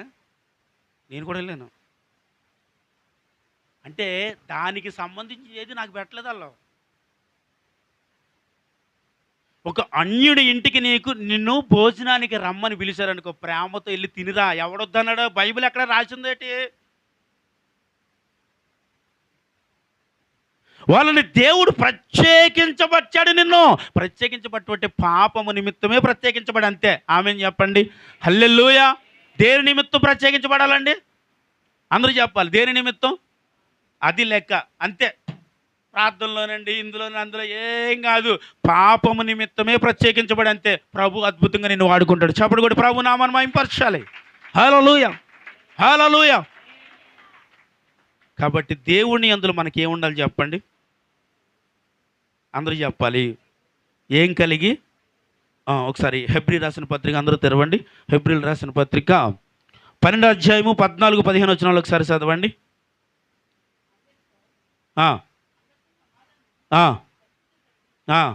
సమాధానమును పరిశుద్ధతయు కలిగి ఉండుటకు ప్రయత్నించుడి. పరిశుద్ధత లేకుండా ఎవడను ప్రభువుని, అందరూ చప్పట్లు కొట్టండి. ఏమి లేకపోతే దేవుని చూడం. అయ్యయ్యో, తాగపోతే దేవుని చూడవు. క్షమించాలి, తాగకపోతే దేవుని చూస్తావు, తాగితే దేవుని చూడవు, వ్యభిచారం చేస్తే దేవుని చూడవు, పాపం చేస్తే దేవుని చూడవు. వాటి నుంచి నువ్వేం చేయాలంట? పరిశుద్ధపరచుకుంటే దేవుని చూస్తావు. ఆమేన్ చెప్పండి. హల్లెలూయా. ఏం చేయాలంటండి? చెప్పాలి. నిన్ను నీవు పవిత్రపరచుకుంటేనే దేవుణ్ణి చూస్తావని వాక్యంలో రేపు. అందరిలో సమాధానమును పరిశుద్ధత కలిగి ఉండుటకు ప్రయత్నించుడి. ఏం చేయాలి? చేతనారు అసలు ప్రయత్నమేనానే? అప్పుడప్పుడు అంటాం కదండి, ప్రయత్నం చేయండి బాబు, ప్రయత్నం చేయండి, ప్రయత్నం చేయండి, ఇలా ఉన్న ప్రయత్నం చేయమంటున్నాడు. ఇక్కడ అదే చెప్తున్నాడు. ముందు ప్రయత్నించాలి. ప్రయత్నం లేకుండా ఏం కాదండి. మనం ప్రయత్నం చేయకుండా ముందు డైరెక్ట్గానే అబ్బే మన వల్ల కాదండి, అబ్బే మనం ఎక్కడ ఉపవాసం ఉండగలమండి, అబ్బే మనం ఎక్కడ ఎలా ఉండగలమండి, అబ్బే మనం ఇలాగ ఎలా వాక్యం అంటుంది ముందు ప్రయత్నించు. దేవునికి స్తోత్రం చెప్పండి. హల్లెలూయా. ఏం చేయాలండి? ముందు ప్రయత్నం చేసిందా? ముందు చెప్పాలి. మోకరిచ్చిందా? ముందు విడిసిందా కన్నీళ్ళు భర్త కొరకు, అత్తమామల కొరకు? ముందు చెయ్యి ప్రయత్నము. దేవుడు చేస్తాడో లేదో చూడు. దేవునికి స్తోత్రం. హల్లెలూయా. చెప్పాలంటే ఏం చేస్తాడు? నువ్వు ప్రయత్నము చేస్తే దేవుడు చేతగాని అన్ని ప్రయత్నాలు చేస్తాం కదండి. కూర వండుతూ రాదని మానేశారమ్మా, యూట్యూబ్ వచ్చేసింది. ఏం చేస్తున్నారు? జాయిస్ మేరీ గారు ఒకప్పుడు కూరలు వండితే తినలేకపోయేవాళ్ళు అండి. అద్భుతంగా ఏది వండినా మట్టలాగా వండేస్తుంది. ఎలాగ సాధ్యమైందంటే అల్లుడు వచ్చిన తర్వాత యూట్యూబ్ చూసి నేర్చుకుందంట. అల్లుడు కొన్ని నేర్పేశాడు, కొన్ని యూట్యూబ్ నేర్పేసింది. అంటే వాళ్ళు ఏం చేశారంటే ప్రయత్నము. మొన్న మిషన్ బాడైందంట, యూట్యూబ్లో చూసి బాగా చేసేసుకుందంట.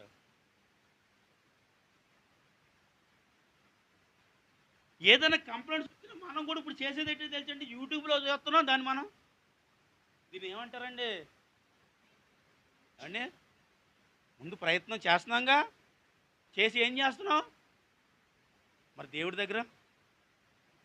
ఆ ఒక్క విషయం తప్పించి పాటర్ గారు ఇంకేదైనా ఆ ఒక్క విషయం తప్పించండి. ఎందుకని? అసలు ఇదే ఎందుకు తప్పిస్తారండి మీరు? అన్నీ తప్పిస్తారు కానీ నిజమండి. ప్రార్థన తప్పించండి అంటారు, బైబిల్ తప్పించండి అంటారు, సన్నిధికి వెళ్ళడం పర్వాలేదండి అంటారు. ఈ అన్నింటిని తప్పించండి. ఈ లోక సంబంధమైన విషయాలు ఎందుకు తప్పించరు మీరు? దేవుడు పాస్టర్ గారు మేము అలా లేవండి. దేవునికి స్తోత్రం. హల్లెలూయా, హల్లెలూయా. ఏమండి అంటే దేవుని విషయంలో మనం ఏమేం చేస్తామంటే ప్రయత్నము ఏమార్తమో అందుకే దేవుడి వాక్యం అంటుంది, ప్రయత్నించుడి. దేవుడికి స్తోత్రం. హల్లెలూయా. ఏం చేద్దామండి? ఈ రోజు నుంచి ప్రయత్నం చేయి. దేని కొరకు? ప్రార్థన చేయడం కొరకు ప్రయత్నించు, ఉపవాసాలు ఉండడానికి ప్రయత్నించు, పరిశుద్ధంగా బ్రతకడానికి ప్రయత్నించు, దేవునితో సహవాసం చేయడానికి ప్రయత్నించు, సంఘంలో పరిచర్య చేయడానికి ప్రయత్నించు, సంఘంలో ఎలాగుండాలో అలా బ్రతకడానికి ప్రయత్నించు, ఈ లోకంలో ఎలాగుండాలో నేర్చుకోవడానికి ప్రయత్నించు, వాక్యం చదివి వాక్యం నేర్చుకుని ఏం చేయాలో ప్రయత్నించు. ఈ రోజు నుంచి ఈ ప్రయత్నాలు మనం చేస్తాం అనుకో, దేవుడు నీ జీవితంలో ఏం చేయాలో ఆయన ఆలోచిస్తాడు. ఆమె చెప్పండి. ఎవరు ఆలోచిస్తారు అంటుంటాం కదా. ముందు చేసి చూడండి, తర్వాత చూద్దాం. ఎందుకు ఆ మాట అంటే నమ్మకత్వం. మీకు ఒక విషయం తెలుసా? భార్యాభర్తల మధ్యనైనా, తల్లిదండ్రుల మధ్యనైనా, బిడ్డల మధ్యనైనా, లోక సమాజంలోనైనా నమ్మకత్వాన్ని కోల్పోతే సంపాదించలేమండి ఎప్పటికీ. ఏం సంపాదించలేం? నమ్మకత్వాన్ని కోల్పోతే సంపాదించుకోవచ్చండి? ఏముందండి 4 రోజులు ఏముండదు నా ముఖం. నమ్మకత్వాన్ని కోల్పోవడానికి నిమిషం పట్టింది, దానిని మరలా తిరిగి సంపాదించడానికి సంవత్సరాలు పడుతుంది. సంవత్సరాలు పడుతుంది. చెప్పాలి, సంవత్సరాలు పడద్దు నీకు. కానీ ఏం చేయాలి? చెప్పరేటమ్మా ఇలాగంటే ఏంటి? ప్రయత్నం చేయాలని చెప్పాలి. హల్లెలూయా. కాబట్టి నమ్మకత్వాన్ని ఎప్పుడు ఎక్కడి నుంచి కోల్పోకూడదు? దేవుడి దగ్గరే కాదండి, నీ ఇంటిలో కూడా నువ్వు నమ్మకత్వాన్ని కోల్పోవద్దు. నీ భర్త దగ్గర నమ్మకత్వాన్ని కోల్పోకు, నీ భార్య దగ్గర నమ్మకత్వాన్ని కోల్పోకు, నీ తల్లిదండ్రుల పిల్లలుగా మీరు నమ్మకత్వాన్ని కోల్పోవద్దు. కాలేజీకి వెళ్తున్న పిల్లలు అబద్ధాలు చెప్పేసి కాలేజీలకు వెళ్ళిపోతారండి. అబద్ధాలు చెప్పి కాలేజీలు ఎగ్గొట్టి సినిమాలకు వెళ్తారు. ఏమని అడిగితే ఏమంటారు వాళ్ళు? చాలా ఈజీగా అబద్ధం ఆడతారు. ఎందుకని? అది కాదు అని నిజంగానే తెలిసిందనుకో ఏమవుతుందో తెలుసా? నమ్మకత్వాన్ని కోల్పోతావు. ఆ తర్వాత నుంచి వాళ్ళు వెనకాల వస్తారు చూడడానికి. ఏం చేస్తున్నావు ఏంటో, ఎలా ఉంటుందో ఏంటో, ఎలా ఉంటున్నాడో ఏంటో, ఏం చేస్తారు? ఎందుకని? మరి ఏం కోల్పోయారంట? అది తిరిగి సంపాదించడానికి చాలా సమయం పడుతుంది. కాబట్టి ఏం చేయాలో తెలుసండి? అది కోల్పోకుండానే నీ జీవితాన్ని నీవు దేవుని దగ్గర చాలా జాగ్రత్తగా కాపాడుకోవటమే. ఏదైనా సరే నీ జీవితంలో ఒకవేళ కోల్పోతే సంపాదించగలవేమో, కానీ నమ్మకత్వాన్ని కోల్పోతే సంపాదించలేం. పరిశుద్ధత కోల్పోయినా సంపాదించలేవు. దేవుని దగ్గర ఉన్న నీ సహవాసాన్ని కోల్పోయినా సంపాదించలేవు. దేవుడు క్షమించాడు, నేను అన్నది అదే, క్షమించాడు. కానీ ఆ మచ్చ పోయేలాగా కడగబడితేనే అప్పుడు క్షమించబడినట్టు. ఆమె చెప్పండి. హల్లెలూయా. హల్లెలూయా. అందరూ లేచి నిలబడండి. అందరూ లేచి నిలబడండి. పరిశుద్ధాత్మ దేవుని మాటలు మీ అందరి హృదయాల్లో ఫలించి అభివృద్ధి చేయబడునుగాక. ఆమేన్. హల్లెలూయా. ఈ దినమున నిన్ను నీవు దేవుడి చేతులకు అప్పగిస్తావా? లేకపోతే ఇంకా పర్వాలేదులే అని అనుకుంటున్నావా? లేకపోతే ఇంకా నేను అది చేసేస్తాను, ఇది చేసేస్తాను, నాకు వాళ్ళు ఉన్నారు, వీళ్ళు ఉన్నారు అని అనుకుంటున్నావా? డబ్బు ఉందా నీకు? బలం ఉందా? బలగం ఉందా? సంసోను వంతు బలవంతుడువా? బలవంతురాలువా? అయినా సరే వాక్యం అంటుంది కదా, బలాన్ని కోల్పోయి చివరి సమయంలో ప్రభువా నన్ను ఒక్కసారి నన్ను జ్ఞాపకం చేసుకోమన్న సంసోను నన్ను జ్ఞాపకం చేసుకో ఒకసారి. ఈరోజు అందరూ ఉన్నారని అనుకోవద్దు. నీ జీవితంలో ఎవ్వరు ఉన్నా లేకపోయినా నా యేసయ్య ఉన్నాడు బిడ్డ. యేసయ్య ఉన్నాడు. యేసయ్య గొప్పవాడు. యేసయ్య ఒక ఉన్నతమైన వాడు. ఆయన స్థిరముగా బలముగా వాడుకొనగలిగిన దేవుడు. అందుని బట్టి హృదయపూర్వకముగా దేవుని చేతులకి నిన్ను నీవే అప్పగించుకోవాలి. ఎవరు లేక ఒంటరినై అందరికీ నే దూరమై అనాథగా నిలిచాను, నువ్వు రావా యేసయ్యా, నువ్వు రావా యేసయ్యా. ఎవరు లేక ఒంటరినై అందరికీ నే దూరమై, ఎవరు లేక ఒంటరినై అందరికీ నే దూరమై అనాథగా నిలిచాను, నువ్వు రావా యేసయ్యా. చెప్పాలి. నువ్వు రావా యేసయ్యా, నువ్వు రావా యేసయ్యా.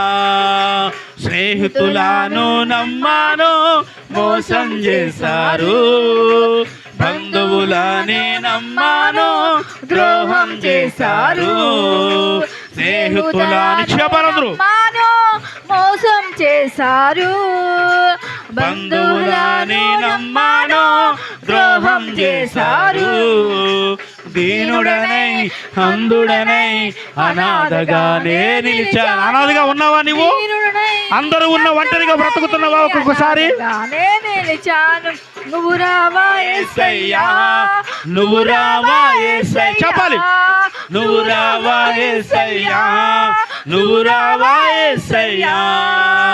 ఎవరు లేక ఒంటరినై అందరికీ నే దూరమై, ఎవరు లేక అందరికీ నే దూరమై అనాథగా నిలిచాను. నువ్వు రావా యేసయ్యా, నువ్వు రావా యేసయ్యా, రావా యేసయ్యా, నువ్వు రావా యేసయ్యా.